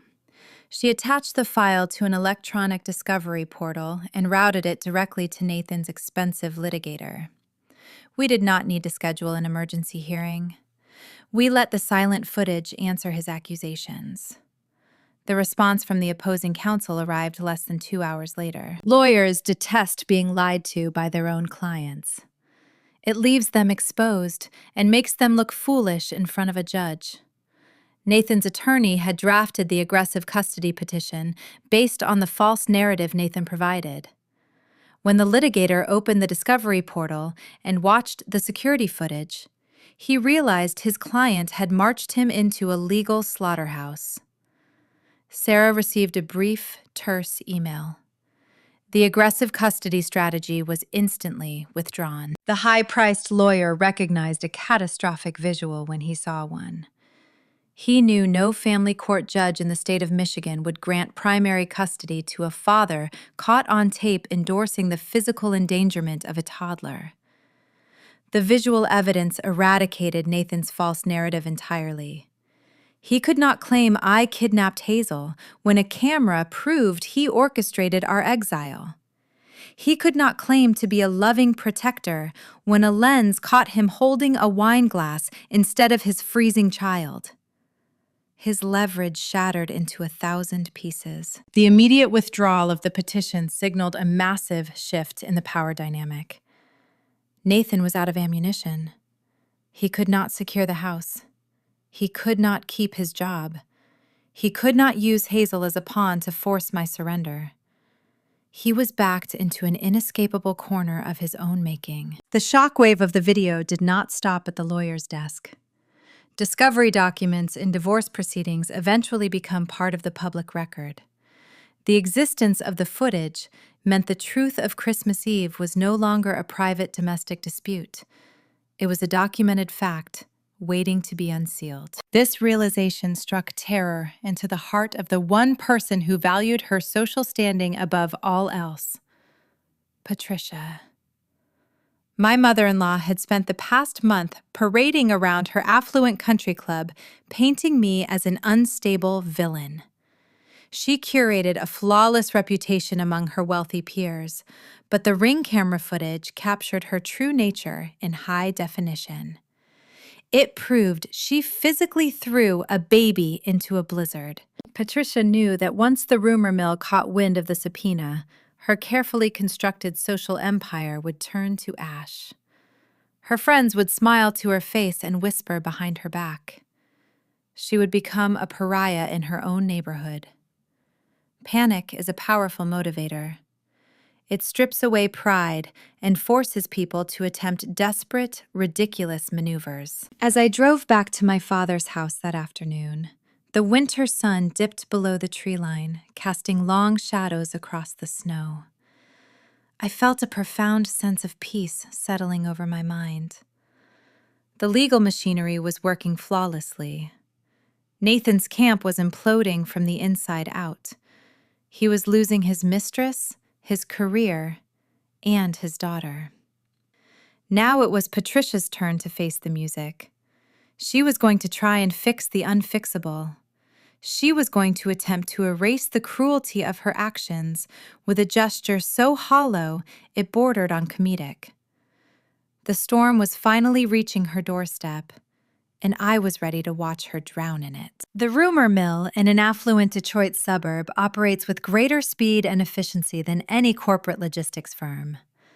Secrets are traded over manicures and charity luncheons. When a scandal breaks, the socialites do not confront the accused directly. They smile, they offer polite greetings, and then they systematically cut the offending party out of the herd. Patricia built her entire identity on remaining at the center of that exclusive herd. She chaired the local garden committee and hosted the annual winter gala. She thrived on the perception of her flawless family. But court dockets are public records. The sudden withdrawal of Nathan's emergency custody petition raised eyebrows. The existence of subpoenaed security footage ignited a firestorm of whispered speculation. The details leaked because, in those circles, they always leak. The image of Patricia tossing her own granddaughter's belongings into a winter storm began circulating through the country club gossip network. It was a Thursday afternoon when the silver luxury sports utility vehicle idled to a stop in front of my father's modest brick house. I was sitting by the front window, nursing a cup of chamomile tea, while Hazel colored a picture on the coffee table. The snow had melted into slush, leaving the street looking gray and tired. I watched the heavy car door swing open. Patricia stepped onto the cracked concrete driveway. She wore a pristine camel hair coat and knee-high leather boots.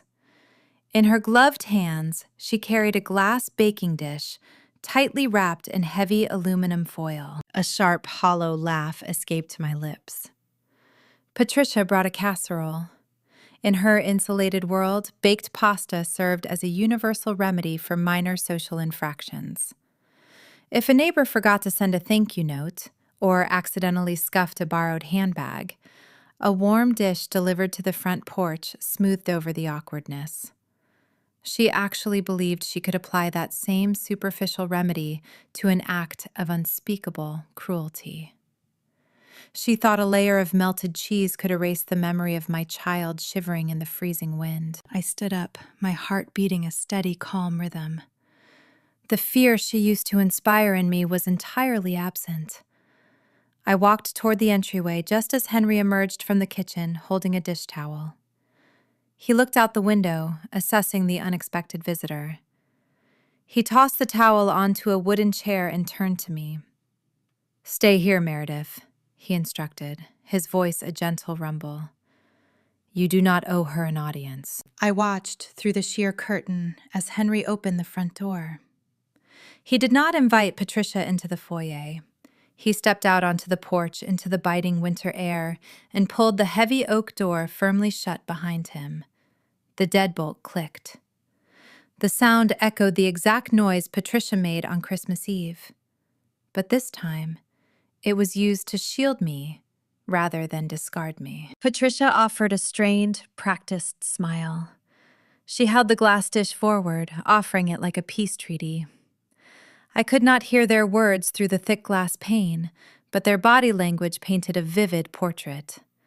Patricia spoke with animated hands, her posture leaning forward, eager to smooth over the rough edges of the past month. I knew her script. She was undoubtedly playing the victim, blaming the tension on Nathan's poor judgment, and claiming she was only trying to navigate a difficult family transition. Henry did not reach for the casserole. He stood with his arms resting at his sides, a towering figure of quiet, unyielding strength. He waited until she finished her rehearsed monologue. When she finally paused for breath, Henry delivered a response that stripped away decades of her curated vanity. "I do not want your food, Patricia," he said. His voice carried through the thin weather stripping around the window frame. Her smile faltered. Her shoulders tightened beneath the expensive camel hair coat. "Henry, you have to understand," she pleaded, her tone shifting into a defensive whine. "We are still family. We need to find a way to move past this unpleasantness. For the sake of the baby. I only ever wanted what was best for my son." Henry tilted his head, studying her as if she were a defective piece of machinery on his assembly line. He did not raise his voice. He did not need to shout to dismantle her delusion. "You locked a 1-year-old infant outside during a blizzard." He stated the words dropping like stones onto the concrete porch. Explain to me, Patricia, how risking your granddaughter's life in the freezing snow was what was best for your son. Patricia froze. The polished country club matriarch vanished, leaving behind a terrified, empty woman. She opened her mouth to speak, but her throat refused to produce a sound. The enabler narrative she relied on for decades crumbled into dust. She could not blame Nathan. She could not blame Alyssa. She could not blame my alleged instability. Henry forced her to confront the raw, ugly truth of her own autonomous choice. She stared at my father, her eyes wide with the realization that her polite suburban tactics held zero currency on this porch. Take your dish home. Patricia Henry continued his tone, offering no forgiveness and no quarter. We have plenty of food, and do not come back to this house. You do not get to rewrite history just because you are afraid of the consequences. Some doors stay permanently closed. He did not wait for a response. He turned his back on her, grasped the brass handle, and stepped back inside the house. He shut the door, leaving her standing alone on the porch, holding a lukewarm casserole. I watched her walk back to her luxury vehicle. Her steps lacked their usual haughty rhythm. She moved like a woman carrying an unbearable weight. She climbed into the driver's seat and gripped the steering wheel, staring blankly at the dashboard. In that quiet moment, the true depth of her defeat settled over her. She was not just driving back to a house burdened by her son's impending bankruptcy. She was returning to a social empire that no longer existed. The whispers at the country club would soon turn into deafening silence. The invitations to the spring charity galas would mysteriously stop arriving in her mailbox. Her longtime friends, the women she gossiped with over expensive wine, would cross the street to avoid her at the local grocery store. The suburban ecosystem she prized above all else is ruthless toward those who break the unwritten code of decency. Tossing a child into a winter storm was an unforgivable social sin. Her status evaporated overnight, defeated by the quiet, immovable boundaries of a family that actually protects its own. She started the engine and drove away, the silver car disappearing down the gray street. I turned away from the window, feeling a deep, profound sense of closure. The people who tried to destroy me were systematically destroying themselves. Nathan was ruined professionally. Alyssa was trapped on a sinking ship. Patricia was banished from polite society. Their camp was a smoldering ruin. I looked at Hazel happily arranging her blocks on the floor. I did not need to dwell on their misery anymore. The toxic weight of the past 3 years lifted from my shoulders, leaving a clear, bright space ready to be filled. It was time to stop watching them fall and start focusing entirely on my own ascent. My polished resume sat on the desk waiting to be dispatched. The season for hiding was over. The bitter winter weeks slowly turned the calendar page into February, bringing a subtle shift to the freezing Michigan landscape. Patricia retreating from our driveway marked the definitive end of my defensive posture. I was no longer bracing for an incoming impact. The toxic forces that sought to dismantle my life were too busy tearing each other apart to pose any further threat. This granted me the quiet space I desperately needed to focus entirely inward. I sat at my father's sturdy oak desk, opened my laptop, and pulled up the resume I had polished days earlier.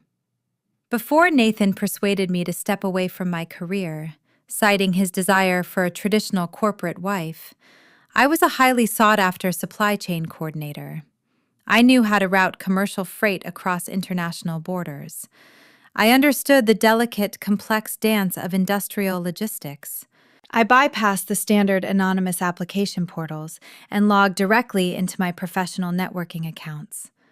I sent direct messages to former mentors and industry contacts I had not spoken to in 3 years. The response was remarkably swift. A mid-sized global shipping firm based in Chicago was desperate for remote coordinators to untangle a massive regional freight backlog. They required an operative who understood the unique manufacturing sectors of the Great Lakes region. They arranged a video interview for the following morning. I drove to a local consignment shop and purchased a crisp navy blouse. I sat in the sunlit den, framed the computer camera perfectly, and delivered a flawless presentation on restructuring delayed distribution routes. By Friday afternoon, my phone vibrated with an official offer letter.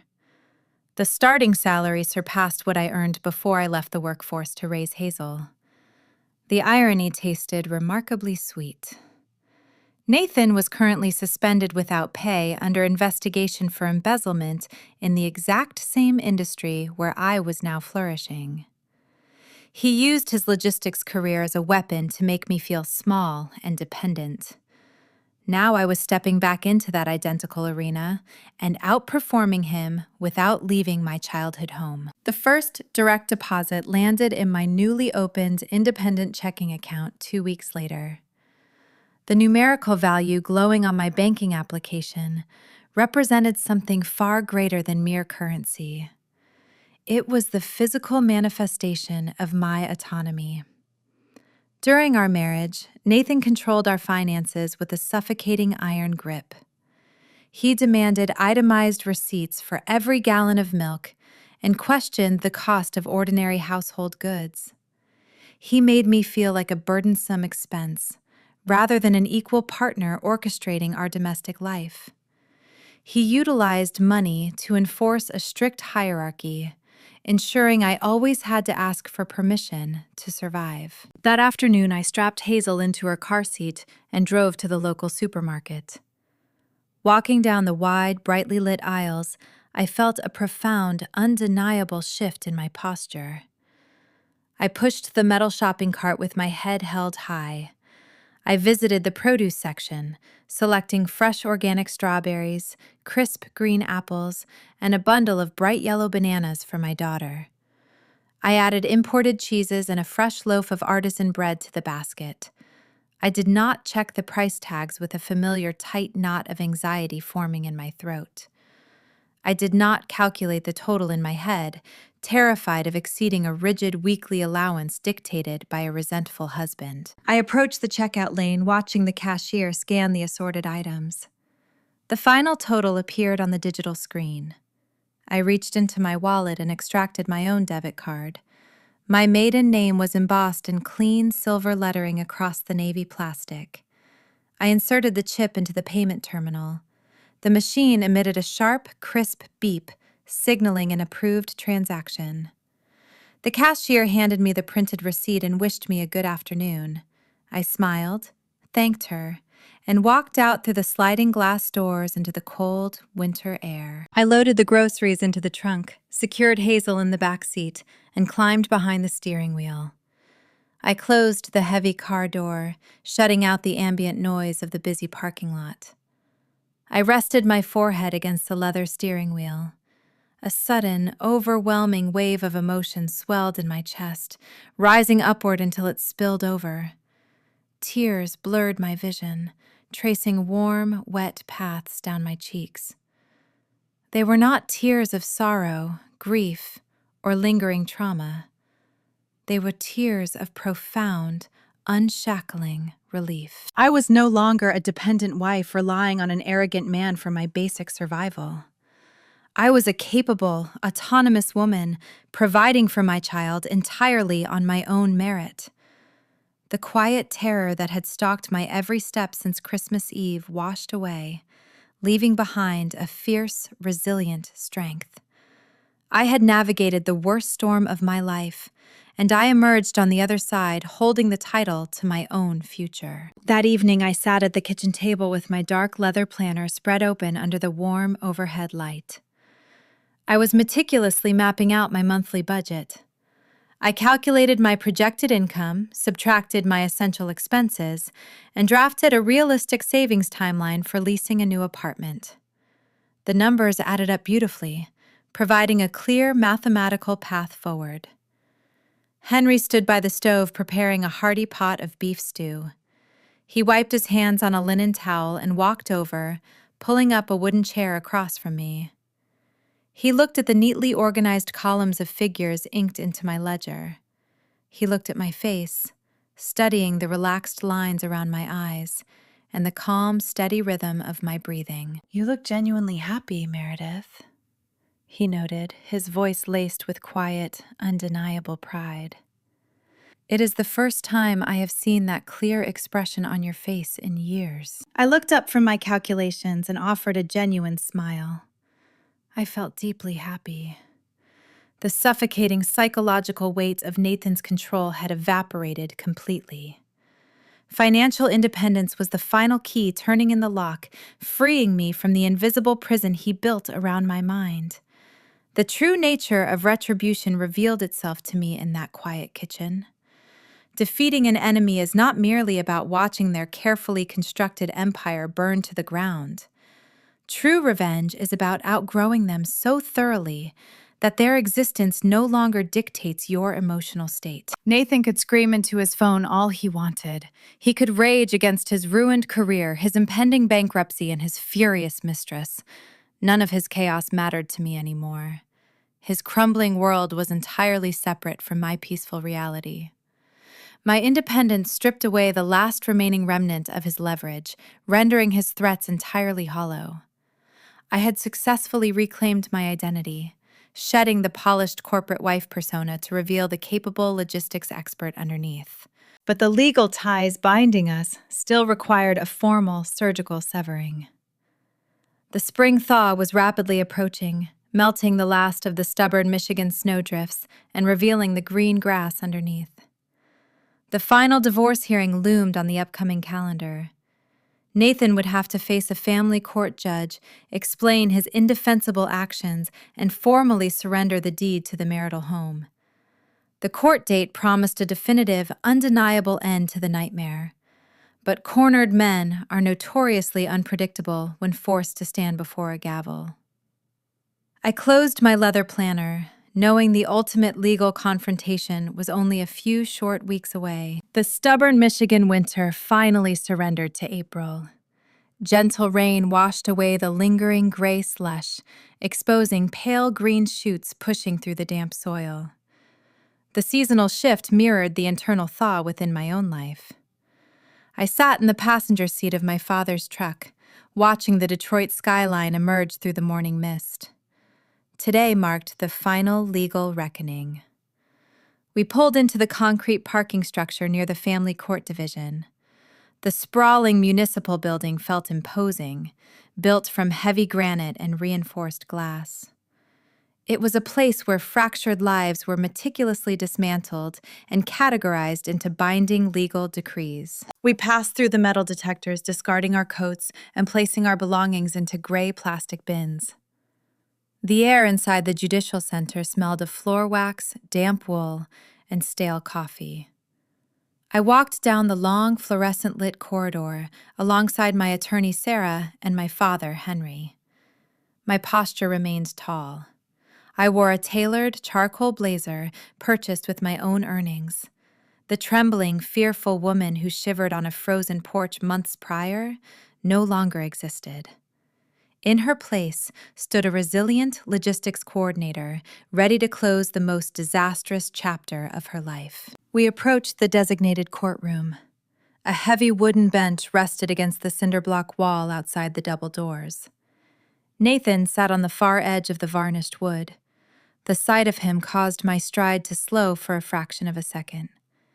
The physical toll of the past few months had ravaged his pristine corporate aesthetic. He did not wear his signature custom-tailored suit. He wore a standard navy blazer that hung loosely on his frame, suggesting he had lost a substantial amount of weight. Dark circles bruised the fragile skin beneath his eyes. He stared down at his scuffed leather shoes, projecting the aura of a defeated, weary man. He glanced up as we approached, but he could not hold my gaze. He looked away, studying the speckled linoleum tiles. The bailiff opened the heavy oak doors, instructing us to enter. The courtroom was devoid of the theatrical drama depicted in television broadcasts. It was quiet, sterile, and chillingly efficient. The walls were lined with dark wood paneling. The judge presided from an elevated bench. She possessed a stern, weathered face, indicating she had spent decades navigating the bitter wreckage of broken marriages. She adjusted her reading glasses and opened the thick manila folder containing our case files. There were no heated arguments. Sarah did not need to deliver a passionate opening statement. The evidence spoke with lethal, undeniable clarity. The judge began the proceedings with a cold, surgical reading of the facts. She addressed the real estate dispute first. She examined the original down payment trust drafted by Henry's legal team. Nathan's attorney attempted a half-hearted objection, citing the unconscionable nature of the penalty. The magistrate silenced him with a sharp wave of her hand. She verified the notarized signatures and read the misconduct clause aloud into the public record. The ruling regarding the property was swift and uncompromising. The judge ordered the immediate liquidation of the marital estate. The house would be listed on the market within 7 days. The proceeds from the sale would satisfy the priority lien held by my father. Nathan was formally stripped of his most prized asset. He would walk away from the property without a single dollar of equity.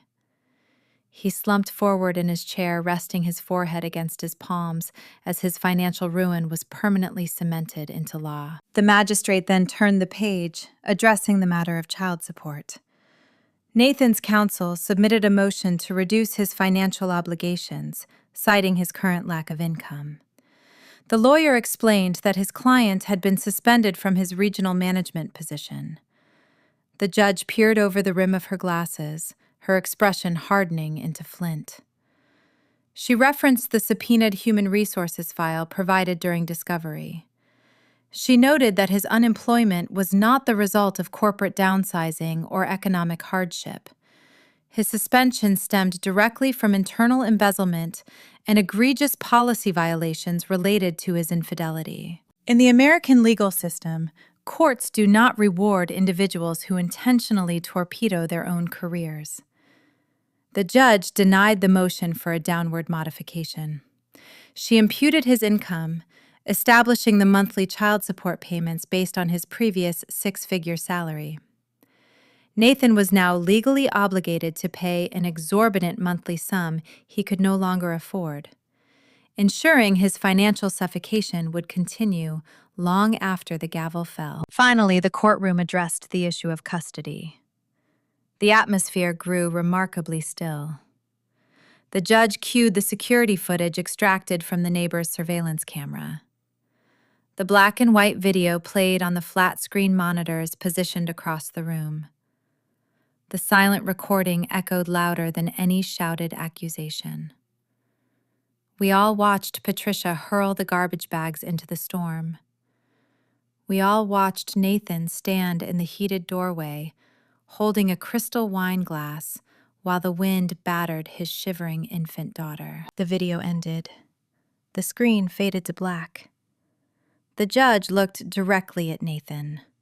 Her voice carried a sharp, biting reprimand that sliced through the heavy silence. "Mr. Griffin," she began, her tone vibrating with judicial disgust.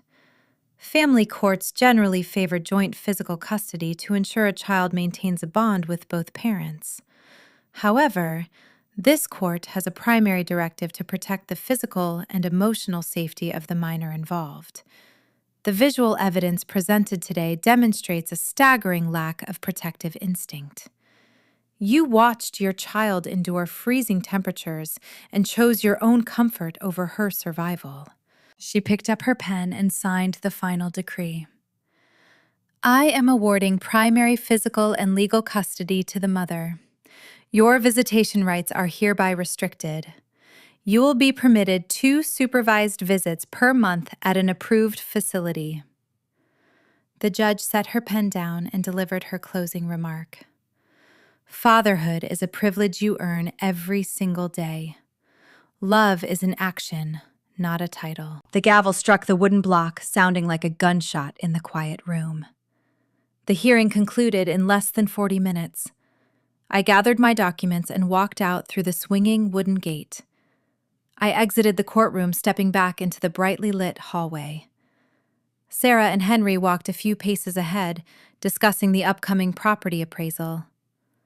I paused near the water fountain to slide my paperwork into my leather tote bag. Footsteps approached from behind. I turned and saw Nathan standing a few feet away. He looked entirely broken. The arrogant titan of logistics had been reduced to a hollow, exhausted shell. His shoulders slumped, and his hands trembled slightly as he clutched a copy of the divorce decree. He looked at me, his eyes pooling with an unfamiliar, desperate sorrow. "Meredith," he whispered, his voice cracking under the weight of his profound regret. "I am so sorry. I threw away everything that mattered. I was stupid and arrogant, and I ruined our family. Please believe me." Months ago, those words would have shattered my resolve. I would have wept and entertained the tragic illusion that we could somehow repair the damage. I searched my heart, expecting to find a lingering spark of pity or residual anger. I found nothing.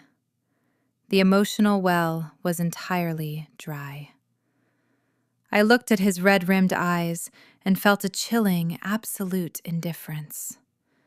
He was a stranger, holding a piece of paper. "I accept your apology, Nathan," I replied, my voice devoid of warmth or malice. I tightened the strap of my tote bag over my shoulder. But sorry does not rewrite history. I did not wait for his response. I did not offer him a comforting embrace or a promise of future friendship. I turned my back on him and walked down the long corridor toward the exit. I left him standing alone in the quiet echo of the courthouse, clutching the undeniable proof of his own destruction. The heavy glass doors slid open, granting me passage into the bright spring afternoon.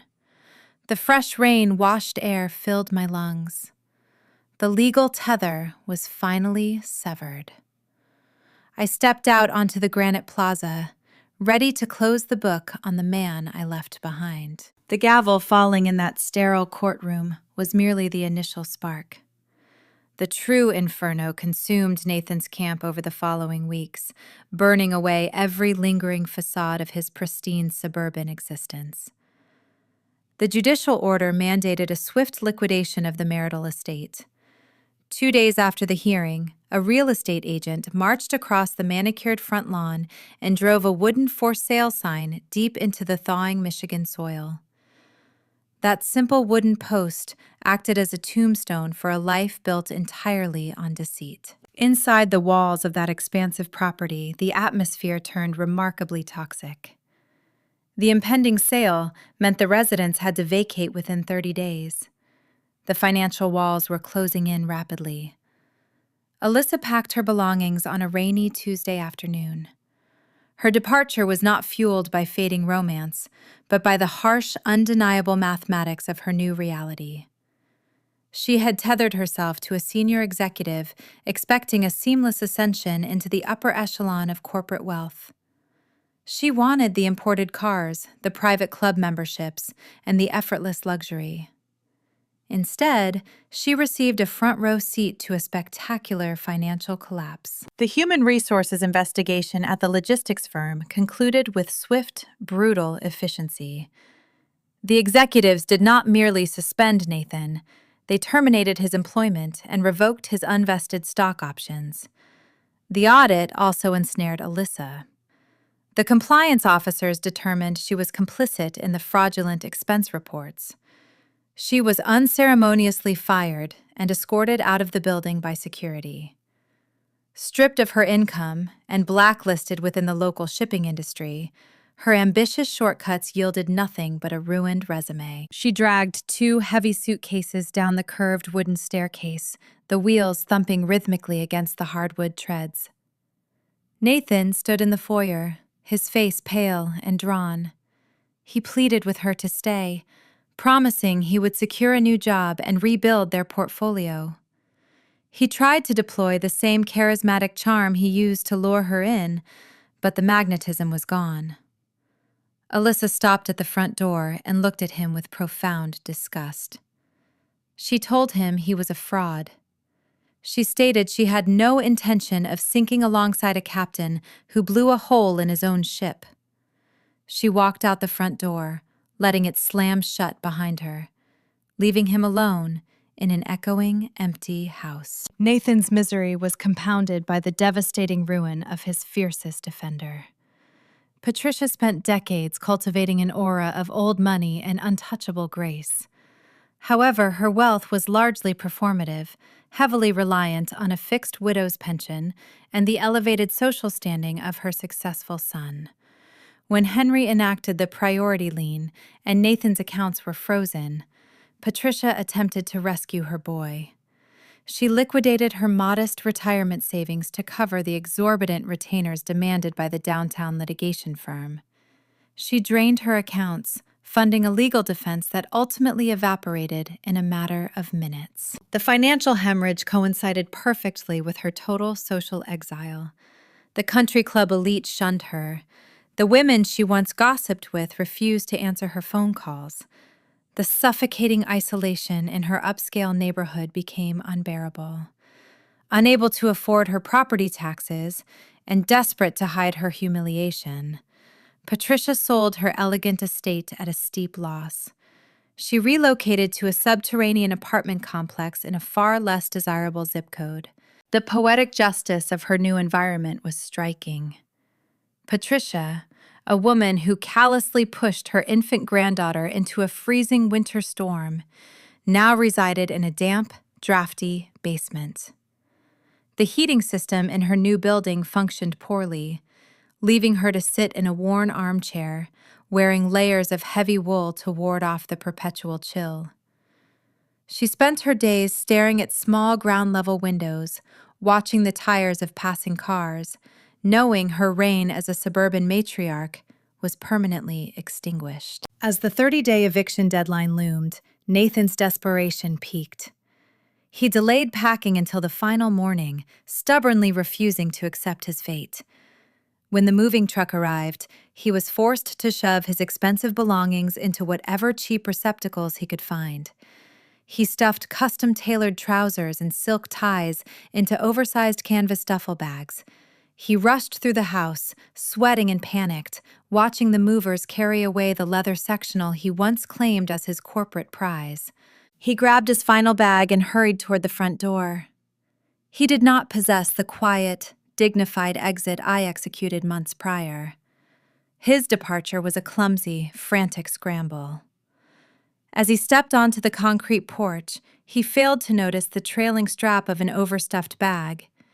His leather shoe caught the heavy nylon loop. He lost his balance, pitching forward with a startled cry. His knee struck the hard concrete steps, tearing a jagged hole through the fabric of his remaining designer suit. He sprawled on the ground, his belongings spilling out around him. The man who cared so deeply about appearances was reduced to a bruised, disheveled mess, scraping his knees on the very same porch where he once watched me shiver. The ultimate retribution arrived a week later, concerning the property itself. Henry held the authority to approve the final sale to satisfy his lien. The real estate market offered several interested families, but waiting for traditional mortgage approvals took time. Henry and I desired a swift, clean severing of the asset. A commercial real estate developer approached the agent with a lucrative cash offer. The municipal zoning laws for that specific intersection had recently shifted, allowing for retail construction. The developer wanted the land, not the structure. Henry signed the authorization papers without a second hesitation. He did not care about the custom kitchen or the imported mahogany doors. He only cared about liquidating the debt. 2 weeks after Nathan was evicted, a crew of heavy diesel excavators rolled onto the property. The neighborhood watched in stunned silence as the giant yellow machines raised their steel buckets. The operator engaged the throttle, driving the heavy treads over the pristine, manicured lawn, tearing deep, muddy gashes into the turf. The steel bucket crashed through the vaulted ceiling of the living room, bringing the expensive chandeliers crashing down into dust. The house Nathan prized above his own family was systematically pulverized. The grand foyer where he introduced his mistress, the dining room where Patricia wore my stolen jewelry, and the home office where he hid his fraudulent documents were reduced to a pile of shattered lumber and broken drywall. The demolition crew cleared the debris in less than 3 days, pouring a vast, flat slab of concrete in its place. The developers erected a generic commercial strip mall. The site of Nathan's former castle now hosted a dry cleaner, a chain coffee shop, and a discount cellular provider. His legacy was not merely transferred to another family. It was physically erased from the earth. The pristine suburban dream he stole and tried to keep was paved over, replaced by the mundane churn of ordinary commerce. His name faded from the neighborhood memory, buried beneath fresh asphalt and bright neon signs. The slate was wiped clean, setting the stage for my own quiet, enduring triumph. The calendar turned full circle, bringing another December to the Great Lakes region. The familiar freezing temperatures returned, blanketing the dense northern forests and the industrial blue-collar suburbs in a thick layer of fresh white powder. The wind howled off the freezing water, carrying the same biting chill that defined the previous winter. However, the atmospheric pressure inside my reality had shifted entirely. I sat in the corner of my father's living room, holding a warm ceramic mug of spiced cider, watching the fire crackle in the brick hearth. The terror and desperation that defined last Christmas Eve felt like a distant, faded photograph belonging to an entirely different lifetime. The contrast was sharp and undeniable. My career flourished over the preceding 12 months. The mid-sized shipping firm in Chicago recognized my operational efficiency, promoting me to a senior coordination role before the autumn leaves fell. I managed complex supply chain routes, directing heavy commercial freight across international borders from the quiet comfort of a small home office Henry built for me in the spare bedroom. Untangling delayed distribution networks felt incredibly satisfying. I applied the same methodical focus to my job that I used to dismantle my broken marriage. My bank accounts were healthy and robust, reflecting the steady, reliable income of an independent professional. I no longer asked for permission to purchase basic necessities. I no longer audited my own grocery receipts, terrified of inciting a lecture on domestic budgeting from a resentful partner. The financial autonomy provided a deep, unshakable bedrock of security. The pacing of my daily life slowed into a comfortable, predictable rhythm. The chaotic, frantic energy Nathan brought into every room was replaced by a serene, steady quiet. I watched my daughter thrive in this new environment. Hazel recently celebrated her 2nd birthday. She grew taller, her vocabulary expanding rapidly as she absorbed the world around her. She did not remember the freezing porch or the black garbage bags.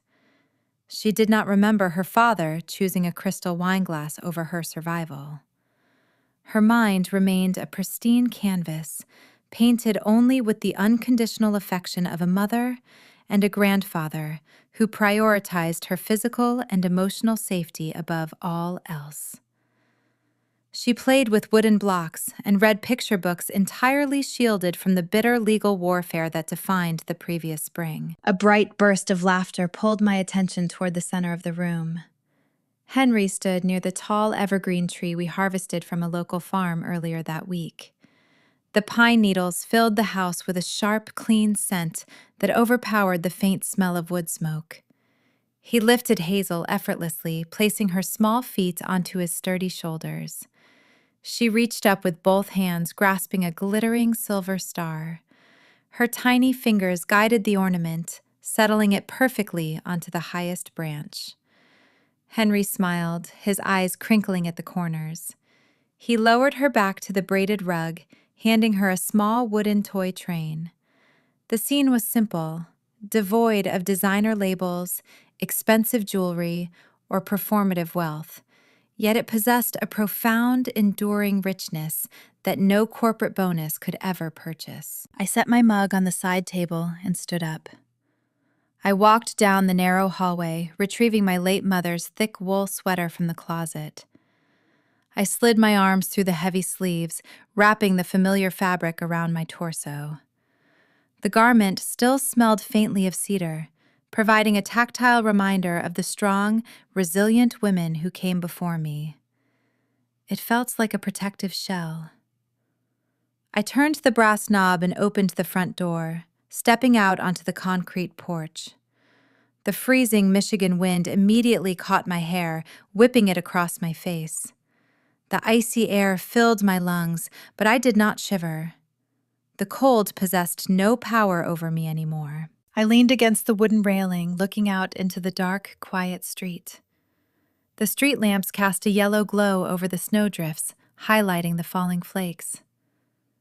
Exactly 1 year ago, I stood on a different porch in a different neighborhood, holding a broken suitcase and a freezing child. I thought my entire existence was crumbling into dust.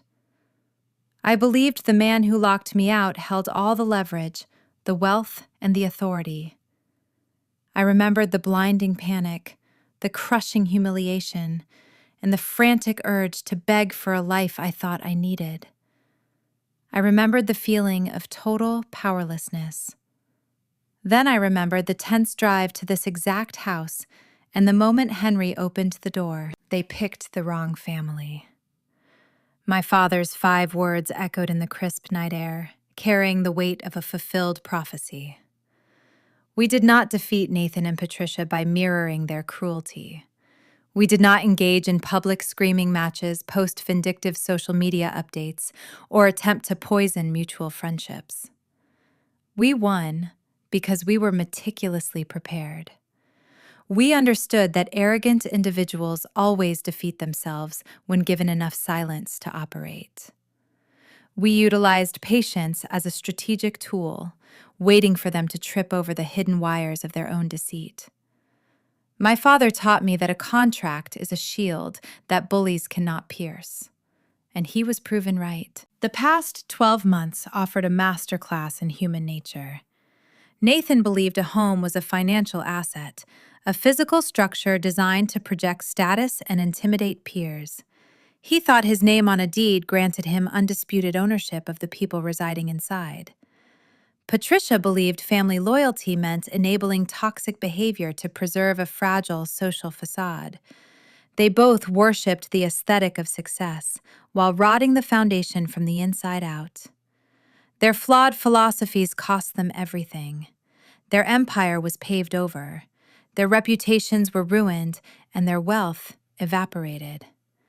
They lost because they assumed gentleness was weakness. Standing on the porch, looking back through the frost-covered window, I saw the true definition of a home. A home is not an expensive address situated behind a wrought iron gate. It is not a collection of imported rugs or custom mahogany cabinetry. A home is simply a place where a child is safe from the cold. It is an environment where trust is earned through consistent, protective actions. It is a fortress built on mutual respect and quiet, unyielding loyalty.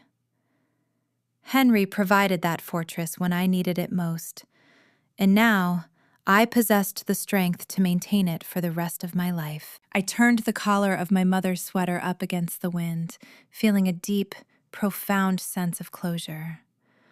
The journey from a discarded wife to a sovereign, autonomous woman was complete. I survived the ambush. I navigated the trap. I executed the exit strategy with surgical precision. The blueprint for survival is remarkably simple once you remove the emotional noise. Do not argue with individuals dedicated to misunderstanding you. Do not negotiate your worth with people who view you as a liability.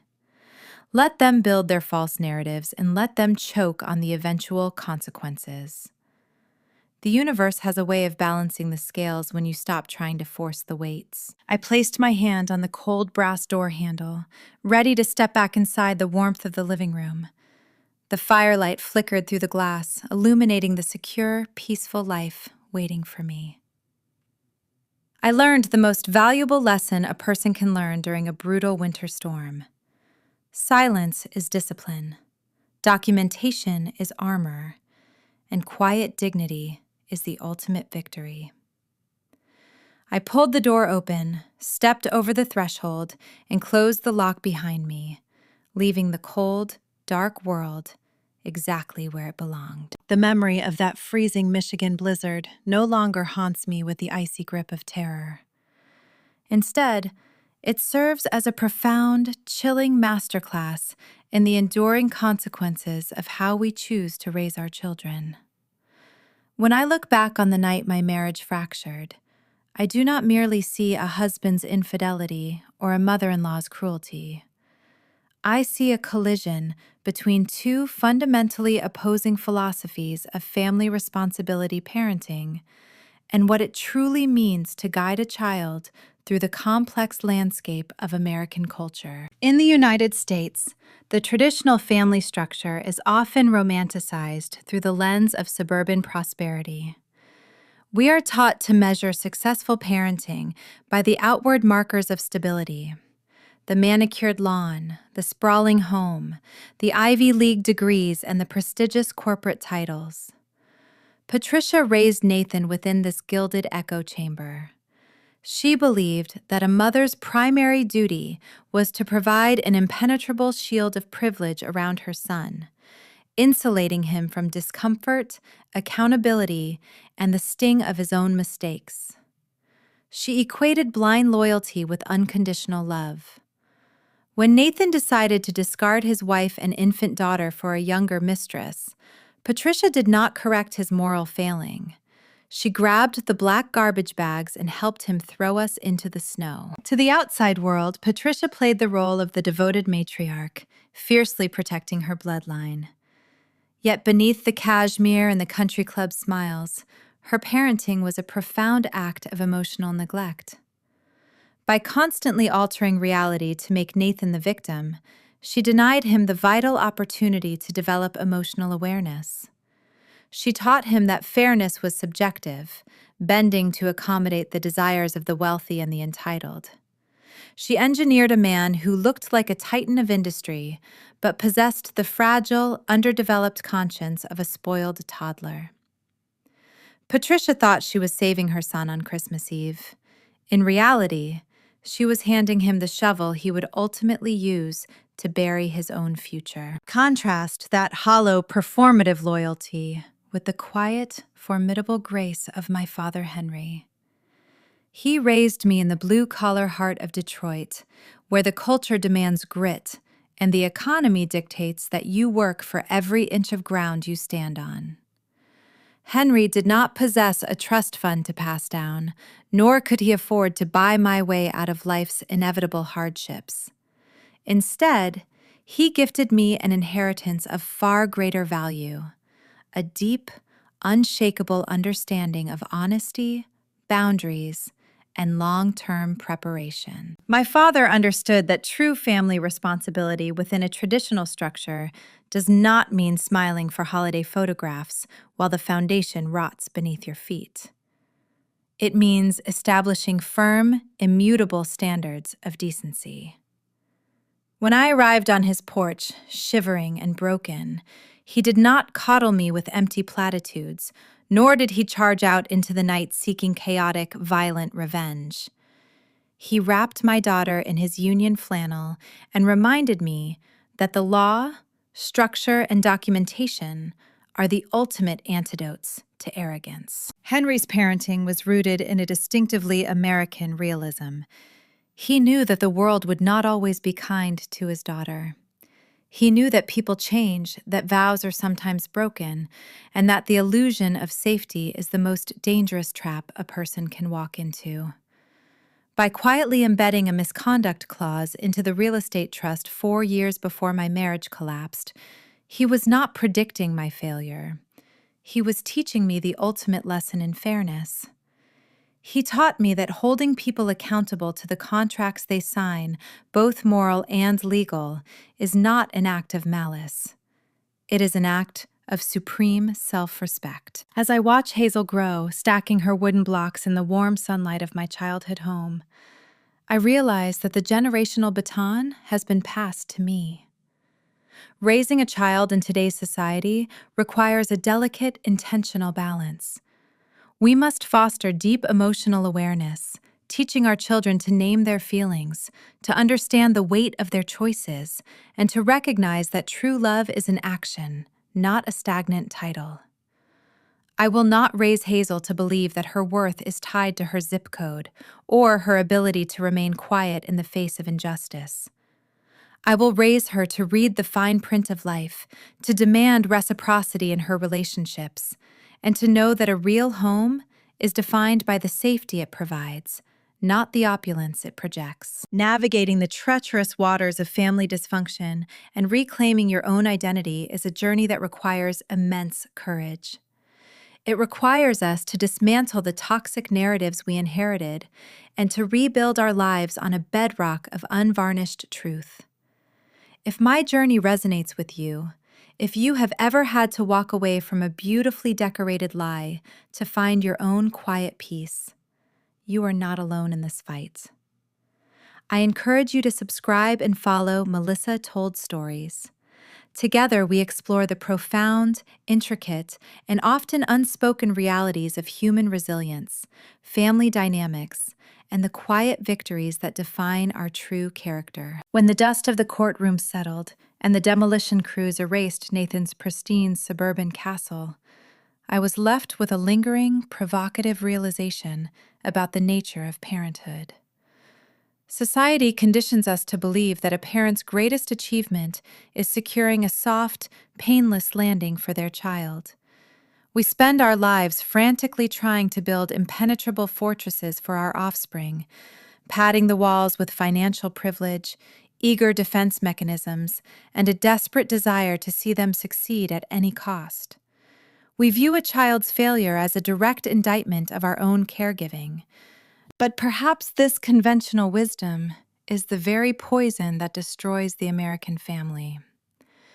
The most profound defining act of parental love is not catching your child every time they fall. It is possessing the agonizing strength to step back and let the ground hit them when they step out of bounds.